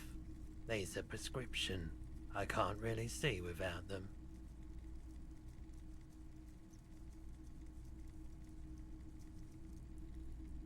Parolidon is just something you know, since the People's Power disaster. I was with the Emergency Relief Brigade. Had to take it for radiation sickness. He's taken it for mental and emotional, not physical pain these days. We were an all-volunteer force, self-organized. Tried to help the fire brigades contain the spill. On the patch, gamma radiation lines crossed with a red drop of blood. I lived by the river since I was a small boy. The Esperance. Didn't have the art to let it all go to shit without trying to do something to help out. There wasn't much the volunteer force could do, however. We wasted years in the river mud. Years getting sick. A bad idea. Some poor leftist built a particle decay generator in hopes of bringing affordable electricity to underserved communities. It malfunctioned. Radioactive waste everywhere. Jesus Probably Christ. some of it in you too. The People's Pile was a Type U particle decay generator that failed immediately after entering service, releasing radioactive waste into River Esperance. A primitive nuclear reactor, also called a pile. Construction began during the Commune of Revachol. The people continued work on it after the Commune fell. They wanted a cheap source of energy for Revachol West. Needless to say, things didn't work out. An emergency valve defect resulted in steam pressure blowing the turbine, taking the fuel containment vessel up in the explosion. Both the faulty design and lack of finances contributed to the catastrophe. There's a reason why everyone's tried to forget any of it ever happened, and why no one has tried to repair or replace the pile. So much disappointment, and early deaths. Cancer mostly. And we knew all that was coming even as we were cleaning up as best we could. No one's. Everyone's. So much bitterness. A bunch of poor people built themselves a primitive nuclear reactor, hoping for the best. What do you think is going to happen? The cleanup happened 15 years ago. I was young then. Later, my second aunt died. Left me this shack and all the assorted junk in it. So I came to Martinez. People told me don't go there. It's a shithole. I said, people, we just had a nuclear pile meltdown. I'm gonna get as far away from Forberg as I can. Still in the same city, but... I like the theory more than the story. Outward movement, not vortices. Yeah, you gotta get in on those vortices, my man. Of course. It's in working order still, isn't it? Just pick your tape and set it spinning. It all starts with the tape. Wait, do I have a tape?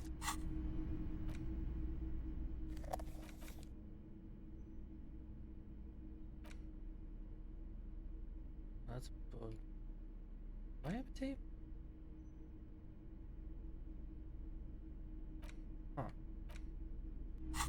Unless... Hello, hello. Let me know if I can help you with anything. Or is there a tape I can, like, buy? Huh. I would assume it would be my inventory, if so.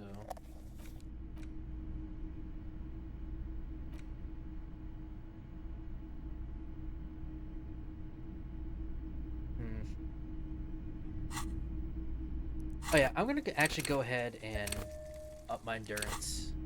There we go.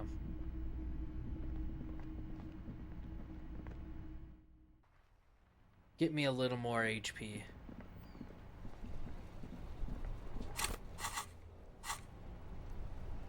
Copy. It's gonna be a while before I can get this real rigorous self-critique.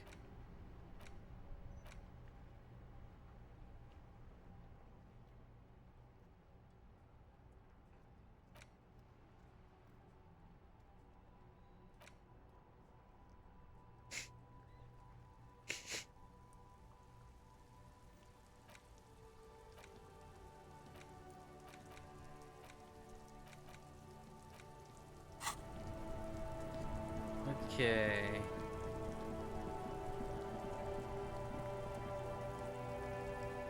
Basically, have 40 minutes left till the first day is about to end. Because I'm sure we'll want to, like, rest up. Wait, that balcony looks...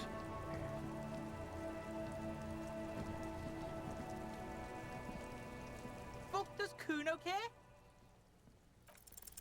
It's not Kuno. Hey! It's Kuno S. Kuno S.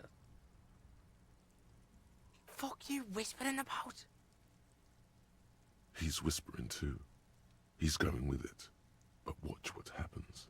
Fuck you whispering about? She puts extra stress onto that word, expecting it will make you uncomfortable. If Kuno wants to whisper, he's gonna fucking whisper, okay? Let's whisper, pig. This is it. You've got him. But be careful. You can still fuck this up. Don't make Kuno look bad in this. She's not fucked up. Everyone's fucked up. Stop judging shit. Wrong move. But he's whispering still. It's okay. The pig's trying to pit us against each other. That's it. You let him off the line. Yeah. Try to fuck my Kuno! Try to fuck my Kuno away! Me and Kuno are tight. We ride for life. You were too pushy last time. Just I look. did it. While she came up with that psychopathic all in all. Fuck you whispering about? He's whispering too. He's going with it. Fuck you whispering about? She put... If Kuno wants to whisper, he's gonna fucking whisper, okay? Let's whisper, pig. This is it. Crazy. You don't know the half of it. She's not crazy. She's insane. Dangerous. She's smoked a man. She's done people in. Probably even pigs. Stop talking to him! Kuno, I'm fucking warning you! You're gonna get us into shit! She understands what you're trying to do. Yo, see? Did Kuno not tell ya? Kuno told ya. Kuno talks to whoever he wants. Talk, pig. Kuno's got it under control. You did it. They're separated. He's even turned his back to her, so she can't read his lips. Fuck. She can read lips. You should cup your mouth.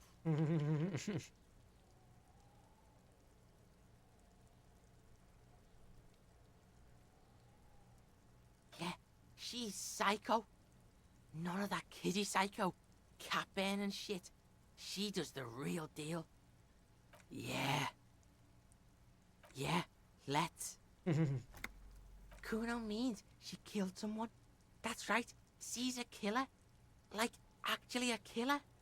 His little green eyes are fixed on yours. He's meant everything he said before. But right now, he not only means it, he is sincere.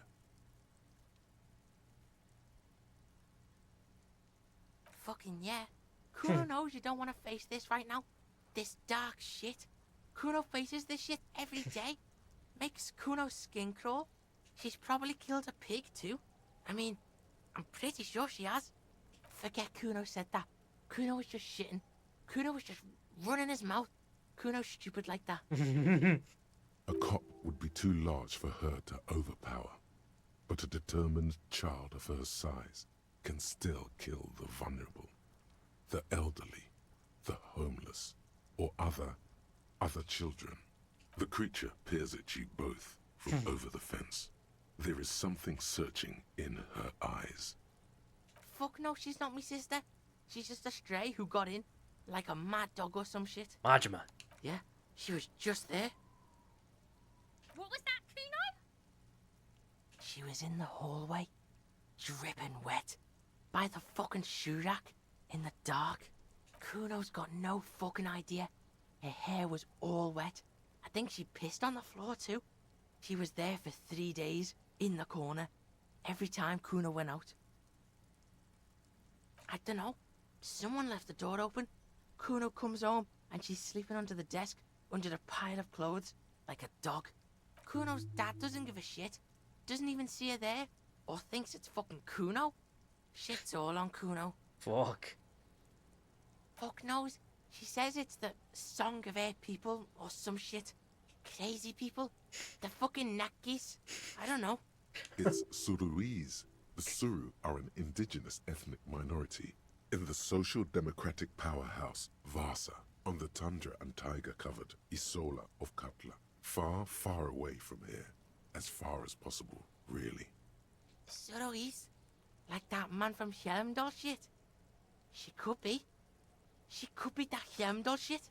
Revelshot does have a small Suruese community, or she climbed into a yakberry crate and was shipped over accidentally. Kuno falls silent. He does not look at you when he replies. Kuno, that's it. That's what Kuno is starting to think, yeah. He usually looks you straight in the eye. A little something just crumbled there. Don't move your head. Just from the corner of your eye, look at her. Though her friend spoke too low for her to hear, Kuno S is not smiling anymore. Uh-oh. Yeah, she would have liked to fuck him up, but she didn't. Kuno wasn't around, and C was with Kuno. Look, Kuno's gonna put you at ease. We didn't do it. He speaks the truth, my liege. How's Kuno dealing? Kuno's dealing just fine. He doesn't need you fucking with any of it. C doesn't either. Kuno's got this shit under control. Listen, listen. C is Kuno's go-to. Kuno's protecting her. You fuck with C, you fuck with Kuno. You threaten her, you threaten to take her away. This is what it all comes down to. He needs you to take him seriously now. I'm going to kill you. I'll run when you put the cuffs on her, sneak up on you later, and fuck you up. You understand? Alright, now we can do business. Yeah? What do you want? Kuno can hook you up with... Don't hook him up with shit, Kuno! See? Relax. He respects the Kuno. Kuno made him respect the Kuno. You respect the Kuno, you get all kinds of shit. Kuno's gonna get you hooked on illegal narcotics if you run a little errand for the Kuno. Get you hooked, pig. Get his hook in you. Then Kuno gonna get you hooking for more. Cash in, pig style. Pig hooker. That's right. Kuno's a candy store for pigs now. Get ready to be rewarded. Yeah, did you fucking there?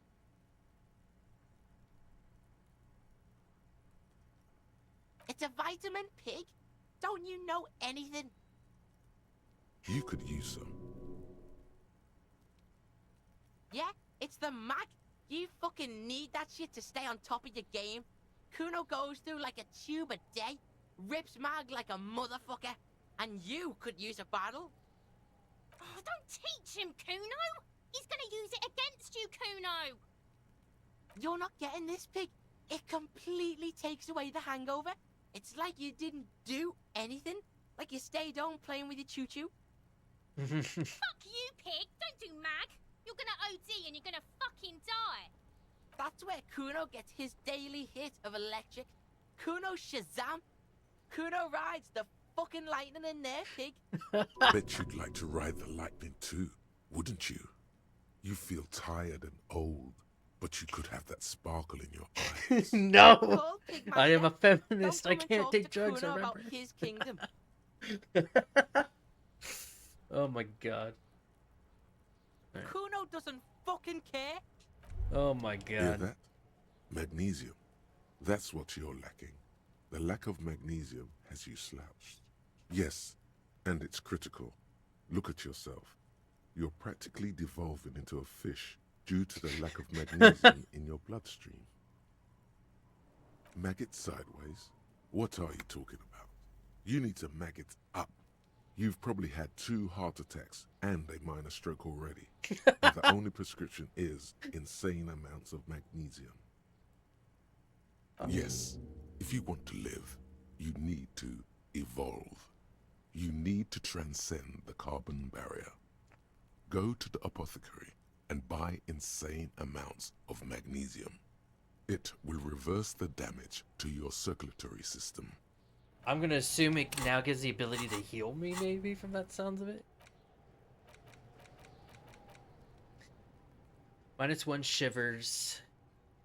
It is generally understood that human beings are carbon-based organisms fusing little carbon tubes together to form complex, mushy structures capable of thought, love, and locomotion. It is also known that these structures sometimes like to take the edge off by consuming ethanol, amphetamine, etc. In such cases, it is important to supplement your body with magnesium. Tired, maggot. Down, mag time. Liver damage, maximum. Some people say magnesium doesn't really do anything. You just need to quit. What do we tell them?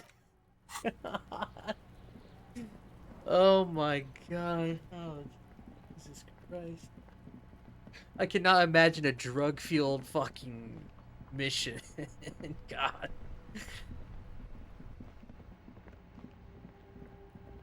I'm gonna buy me one more set of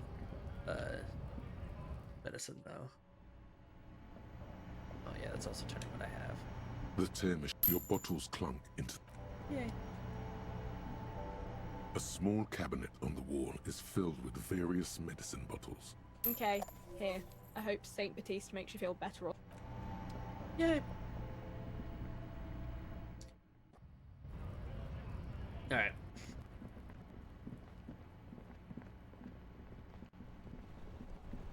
I'm gonna get up real quick.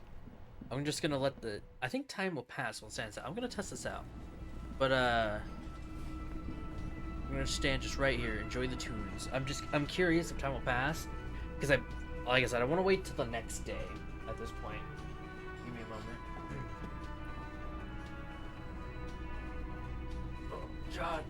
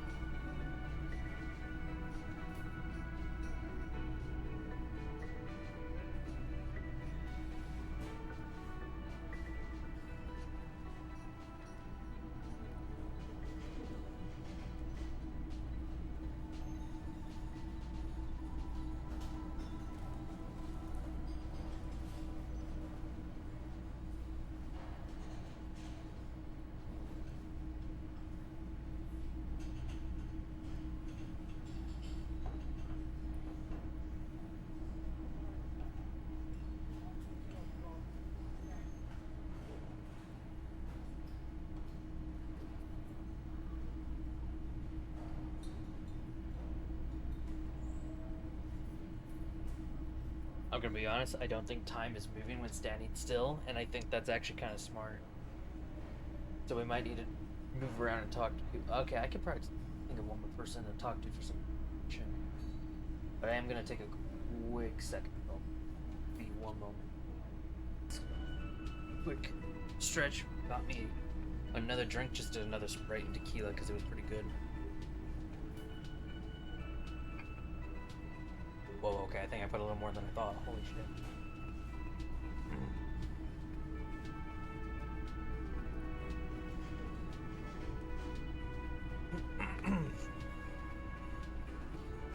Okay, so. we need to just fuck around for a moment. Let's talk to you. You're a cryptid lady, if I remember right. Hello, sweetie. Wait, who's Sweetie? You're a handsome man, officer, with your mustache and your chiseled jaw and that silly dimple on your chin. Hell yeah. But dear, you're not for me. I'm too old and too married besides. Oh yeah? You must forgive me. I'm getting so scatterbrained. I completely forgot to introduce myself. I'm Lena. My husband Morel and I are staying with our friend Gary just down the street, but I come here for tea when they're away. This Lena is wacky enough for the Motley Crew. Hire her on the spot.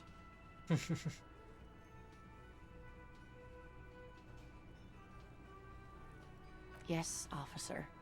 You look rather dazed. Like a stunned fox. But surely things can't be that bad.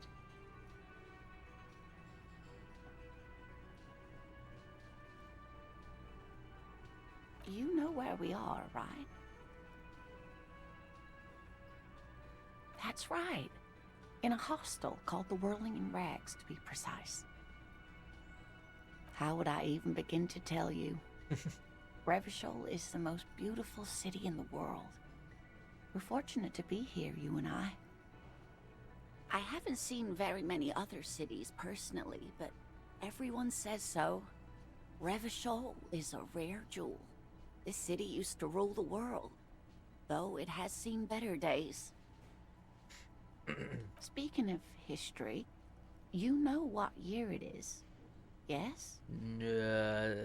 51. That's right, dear. How splendid. Here, take this pen. Knowledge should always be rewarded. Her relief is palpable. She was getting pretty worried about you there, but now she relaxes her shoulders. I can tell that this is taxing for you, so I'll just ask one more question. What regime are we living under? What mode of government?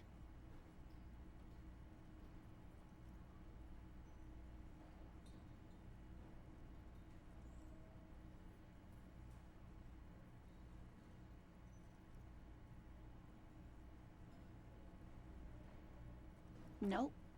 Sadly not. Revachol is what's called a zone of control, under an alliance of foreign powers called the Coalition. We have no government of our own, and what democracy we have is market-driven. Meaning, buying is voting. Oh dear. And you were doing so well. There aren't any cops in Revachol, not in the traditional sense. The status of law enforcement has been a complicated matter since the revolution. But we should stop for today, sweetie. You look like you need a break. Besides, I'm not the best person to explain the big things to anyone. She's scared now. She's realized you really are brain damaged. You were doing quite well up until the end there. It does look like you're having trouble remembering things. History and places. Remembering reality in a word. It's very odd. A sigh.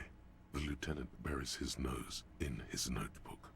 But maybe Don't judge me, Kim. fresh set of eyes is what the world needs. And while I'm no doctor, such bouts of amnesia are often temporary, so I wouldn't worry too much. Someone more educated in sweeping matters. Maybe you should ask. No. I'm not an encyclopedia. I won't be a guide either. I'm a detective. Of course. Then I don't know. Someone rich, maybe? Wealthy people are educated. Though I don't know where you would find a wealthy person in Martinez. That's a good point. This doesn't look like Rich Central. Of course, dear. Good luck with your case.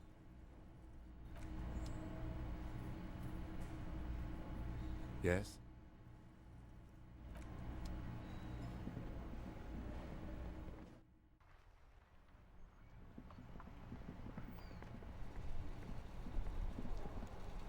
Usually can't. Wouldn't this be around the time Kim? Maybe if I go save Guess we'll find out. Oh, or maybe I just go to the room. You know what? Yeah, let me just go to my room. It's 2100 anyway, so.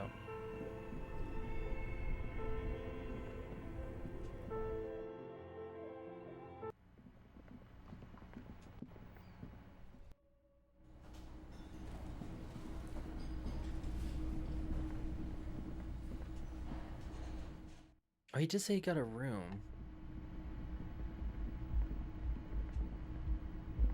This is the door to the room you redecorated. Just a moment.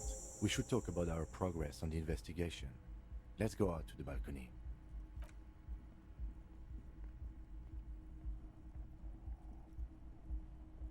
The air outside is brisk. The lieutenant is silent for a moment. He listens to the traffic hum. Then...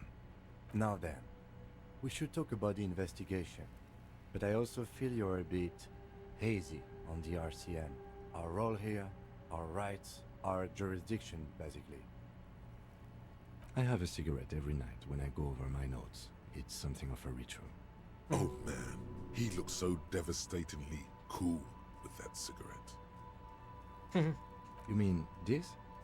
This isn't cool. It's an unnecessary trial of will and unhealthy. Keeping the habit within the parameters he's given himself takes a lot of focus. It would be easier to simply quit. Yet, were he to quit, he would lose the cool factor.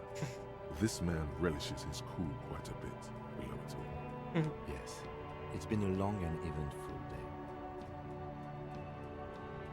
They're quite limited, actually. The power officers of the Ravachol Citizens Militia exercise most frequently is imposing fines of up to 1,000 real for offenses, in accordance with an interdepartmental schedule. Yeesh. Yes, although indirectly, as citizens can always request records from their local station. Officers of the RCM have been known to take bribes of less than the prescribed fine amount. It undermines trust in the RCM. Love the music, but we gotta lower it a bit. The RCM's primary role is to ensure safety. We are not really supposed to play any part in the economic structure of Ravachol. We can arrest people, of course, but rather than bringing someone in directly, it's preferable to serve a station cold sleep. It prevents confusion and overcrowding. We are permitted to use whatever force we deem necessary, even lethal. Yes, the last time was 4 years ago. He has internalized it well. It's just that. A fact. A self-contained past event. That's an improbability. Perhaps even impossibility. Precinct 41 is known for a higher than average rate of police violence. We don't convict. We arrest and send them to coalition government courts in Couron and La Delta. The prosecution works off our testimonies and records, which is why it's paramount to keep them. You have to supply compelling evidence for why it was necessary to use lethal force. In these cases, your partner is usually your witness. Not a good position to be in, by the way. Internal Affairs handles these cases thoroughly, by cross-examining you for inconsistencies. It is hard to cover for anyone, which is for the best. The coalition government, and the moral intern more broadly. The RCM was formed by the coalition government to restore order in the international zone after the revolution. So we did. Now we attempt to maintain that order. No more, no less. Or perhaps it is better to say we were allowed to form. It's a point of contention whether the citizens of Ravachol or the coalition government founded the RCM. It's probably more honest, yes. Either way, the moral intern leases us the right to keep the peace in this city, and they will take it away if we misuse it. Or if they think you do. The Moralist International are the world's largest political organization. You know who they are. They have been running this place after the revolution failed. They're a union of center-left and center-right parties across the Real Belt. Our coalition government is just one of its many projects. They also run the ICP, EPIS, most intergovernmental organizations in the world. The moral intern are a fact. I try not to have opinions on facts until they change. and it doesn't look like that's about to happen. Interesting question. It's a blue forget-me-not. Their motto is love, compassion, self-discipline. I think you can gauge what they want you to think of them from that. Something kind and usual. Something almost self-explanatory. Something like the dark blue, serious color of the early night sky above. What do they believe in? They are Dolorians. They believe they continue the humanist project set forth by Her Innocence Dolores Day 4 centuries ago. Others say they are just technocrats. Those others say they continue the humanist project set forth by Dolores Day. A historic figure? The author of the modern age?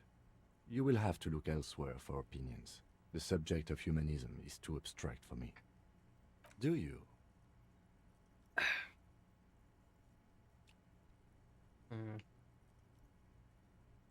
Immigrants, liberal, all liberal camps, fucking men are turning into women. God. Oh. Some of the shit game. Oh my god.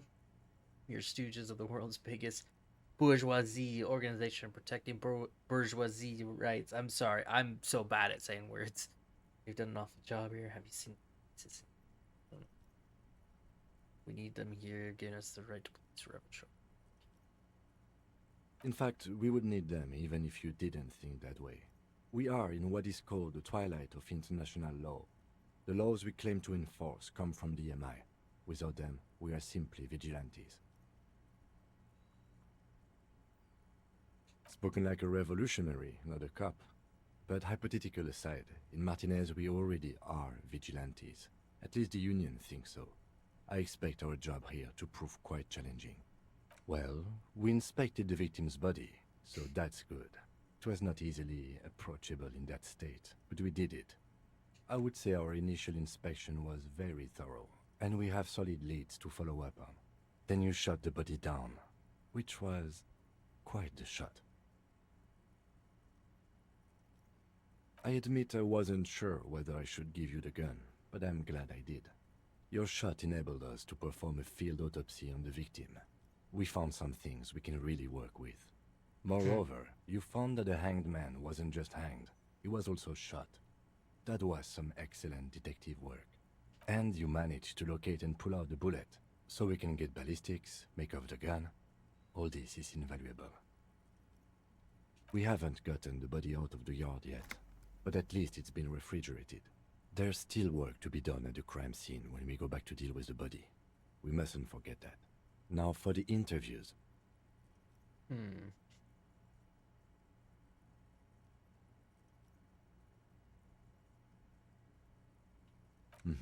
Including Evrard Clare, a daunting adversary, if there ever was one. He wasn't particularly forthcoming with useful information, however. He's not saying much on the matter, because he thinks you could have gotten more out of Everard.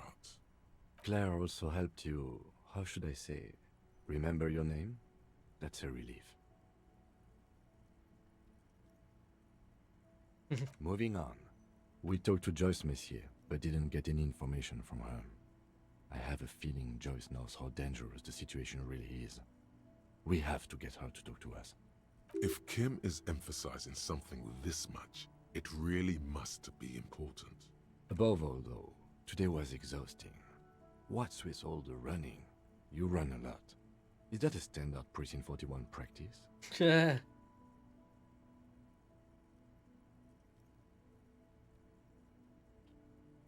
It's impressive, especially for a man your age.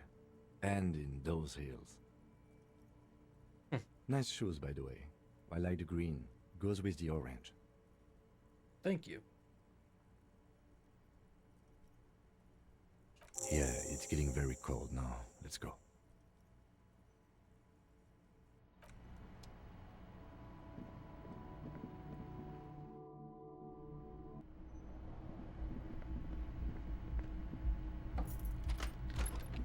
See you in the morning.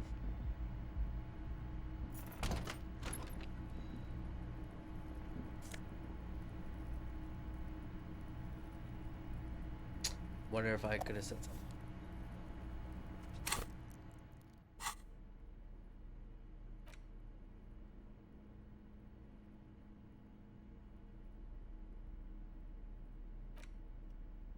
it says empty, so I probably wouldn't be able to play it. Oh.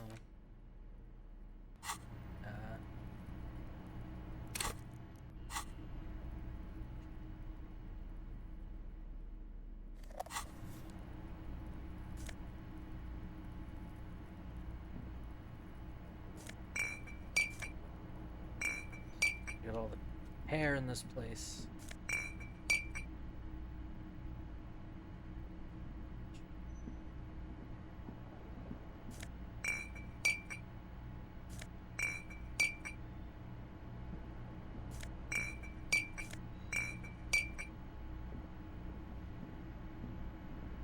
This is not the cleanest bathtub in the world, but it's cleaner than you are right now. Ah, that soap scum smell. It smells like life, at least compared to you. The bathtub slowly fills with water. The water beckons. The water is only lukewarm, but still comforting, like amniotic fluid. A few beer cans are bobbing up and down along your flanks, like sad duckies. Now you are alone with your thoughts in the tub. But it's easier than being alone with your thoughts outside the tub. You see the corpse. You can still smell the cadaver on you. It's going to take more than one bath to get rid of that stench. Then, houses along a narrow street. A video rental.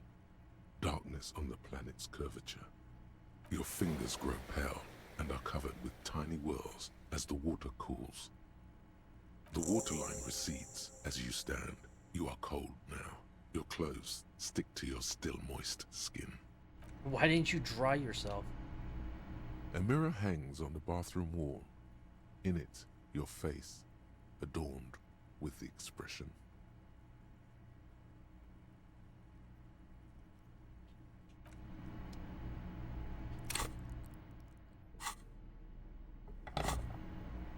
A mirror hangs on the bathroom wall. The chain cutters slip out of your hands as you attempt to twist the faucet into place. Well, you know one thing for sure. You've probably never been a plumber. It's too late. Like an image on film. The expression belongs to your primary motor cortex. It would take a month. It belongs in the third decade of the current century. Enough time had passed from the failure of the revolution that, for a fleeting moment, free market economy seemed like the ultimate, uncontested way of life for our species. Things were good. It was smooth sailing. People made gold and champagne-tinted interiors and facades to suit the times, calling this the new style. But more importantly, disco happened. Forget about ostentatious orchestrations. For Revachol, your city, that meant only one thing. Guillaume le Million. If it doesn't rhyme, you're not pronouncing it right. Out of the dazzling swirl of disco music, in an open-air boîte de nuit somewhere in Revachol West, Guillaume's blonde mane appeared on the screen. He sang some bullshit. Then he made the expression. You have some understanding of the near history of disco, plus the trivia you've picked up along the way. Episodic memory, however, remains in the dark. It may never return. You should prepare yourself for that. Not really. OO must have just stirred your mind. They're more like a disco rock band anyway. Everyone loved it. Maybe you thought some of the stardust would rub off on you. Maybe it did. Either way, it's all gone now. Only the grimace remains. I like how in the mirror we look more alive than in the fucking picture on the left. I feel like like so fun. It doesn't have to be. You can swoon over Guillaume and his champagne cork smile whenever you want to. Maybe some of the stardust will return. Still not happening. It won't come off that easy.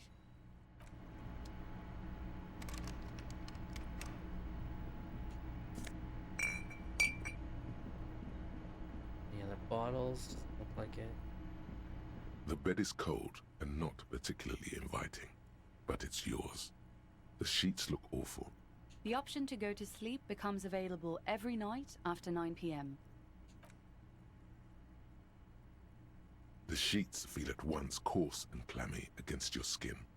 The bed sags beneath your weight as you stretch out and finally close your eyes. And then sleep sleep doesn't come. Obviously, you're in bed with your eyes closed, but it's not happening. Maybe it's the bed's fault. It's a little better. That's how I do it. Roll over to Colours, the other side. Scenes and half-formed phrases still litter your mind. Part of you is still trying to solve the case, isn't it? Something to do with, what was it that the lieutenant said? Union? And it's gone again. Your thoughts lost between the slowing brain waves. Your breathing steadies. A great silence washes over you until your eyelids twitch in your sleep and images start forming.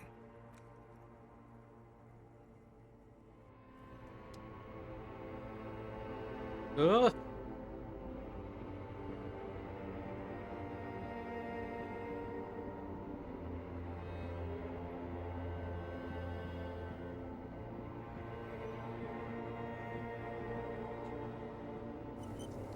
Do you remember the scent of your childhood? Bloated corpse of a drunk.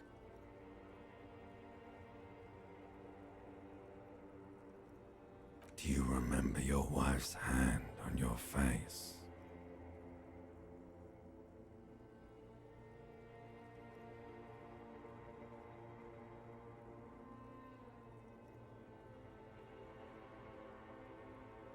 That's right, funky baby. And you just stood there. One hand on the bottle and the other on your dick. Watching her go. Let it all be dragged away from you. Tell me, where are your friends? Human beings have friends, Harry boy. Where the hell are yours? No, it's gone. 3 times gone and never coming back. You failed. You failed me. You failed Elysium. No, Harry. You were just talking to yourself. That's all you ever do. Even in your dreams. And the act is wearing thin. The spots of the disco ball fade around you. Oh, excuse me. I actually wonder if that's supposed to be him. You'll be back in those Take a cold voice. snakeskins in no time. Uh-oh. That was back. Sweating up the bed. It's the reptilian brain. Stinky boy. Everything. The pale and the useless. On the surface. The outer magnetosphere. Burning, furious truth. 8,000 years of written history. You really dropped the ball, Harry. 4.6 billion people. And you failed every single one of them. You really fucked up. You're not coming back from shit. Thrashing around in that high conductivity state of yours. Bumping into things and acting like a clown. Who are you kidding? You're trying to what? I can't hear you. This is just a word dream now. Jumbled up garbage. The pictures are gone. The bed rises to meet you. A thin, sleep-like state. More glass than velvet. Grinding in your head. So something is wrong. Sleep shouldn't be this bad, this dry, this unnourishing. There's something wrong with your thoughts. Some kind of new type of hangover. There's another Oh, type. yes, party boy. And it's worse than the one before. Just think of the shit you saw. Here it comes too. So soon already. A silent alarm goes off in your head like clockwork. Barely let you sleep at all. Time to get those clothes on, Harry. Harry. Time to go to work in the shit factory.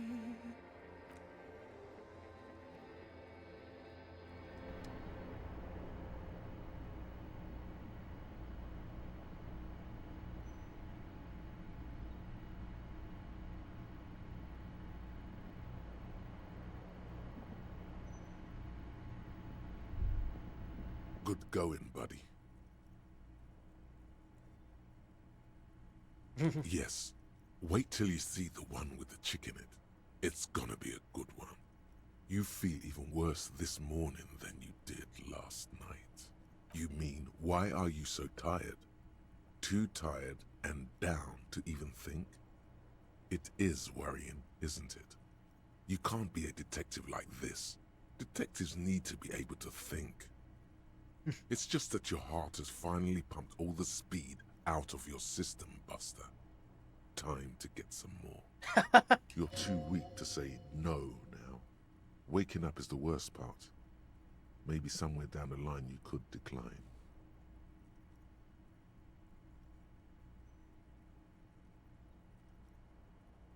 Are you sure? Ready to live as this pathetic shell of yourself for days? Basically, a week. Let's be honest, 2 weeks. Maybe 3. You won't make it. Half the town will be dead by then. You will be fired. Yeah, we don't need Suit speed. yourself, slow, sad shell man. See how you do without your spark.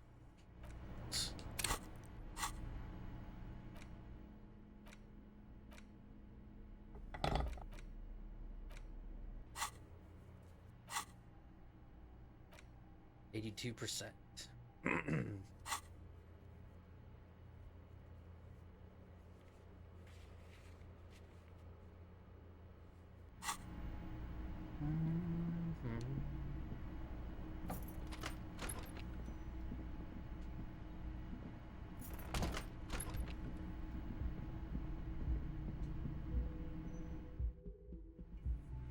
There they are.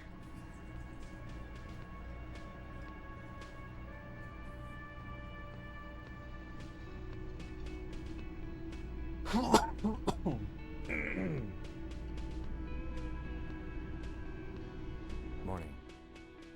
Looks like we can get to work at once. The union muscle turned up. They look rowdy. We should talk to them. I completely forgot. Sorry, I had a rough night's sleep. It's them by the looks of it. Loud and nasty, just like the manager said. One loose thread less to worry about, and one big problem to replace it. I mean ungovernable. Martinez isn't exactly enthusiastic about the RCM being here. They prefer to be policed by the Union. These men here. Men who drink beer for breakfast? There's talk of an armed wing of the Union called the Hardy Boys, who are responsible for state policing. I think it's them. That would just escalate tensions.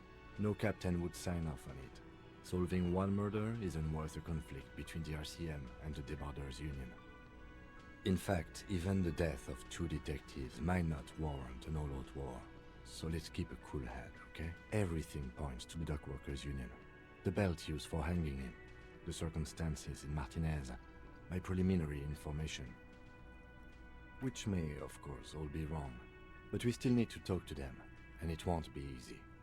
One more thing before we do. We don't have to talk to them immediately. We can walk right past them, continue with our business. Yeah. We might do that for the streetwise. Zoom right to go past. Do it put on away the your body. own terms. But aren't you curious to know what they have to say about the murder? They're in no hurry to leave. They think they own the place. Anyway, I leave that choice to you. Whatever you decide is fine by me. 1 skill point. Cool.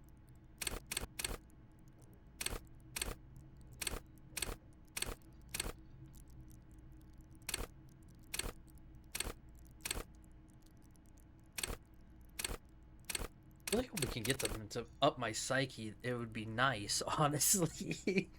Just so I could keep my morale in check a bit longer.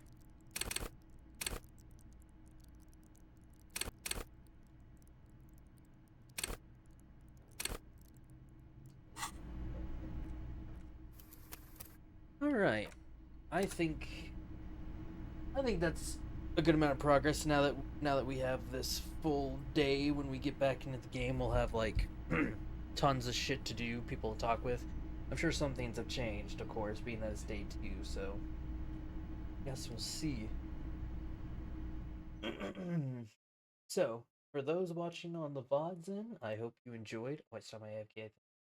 And we'll see you in the next bit of whatever I got coming up next. So, till then, hope you enjoyed and take care, and we'll see you next time.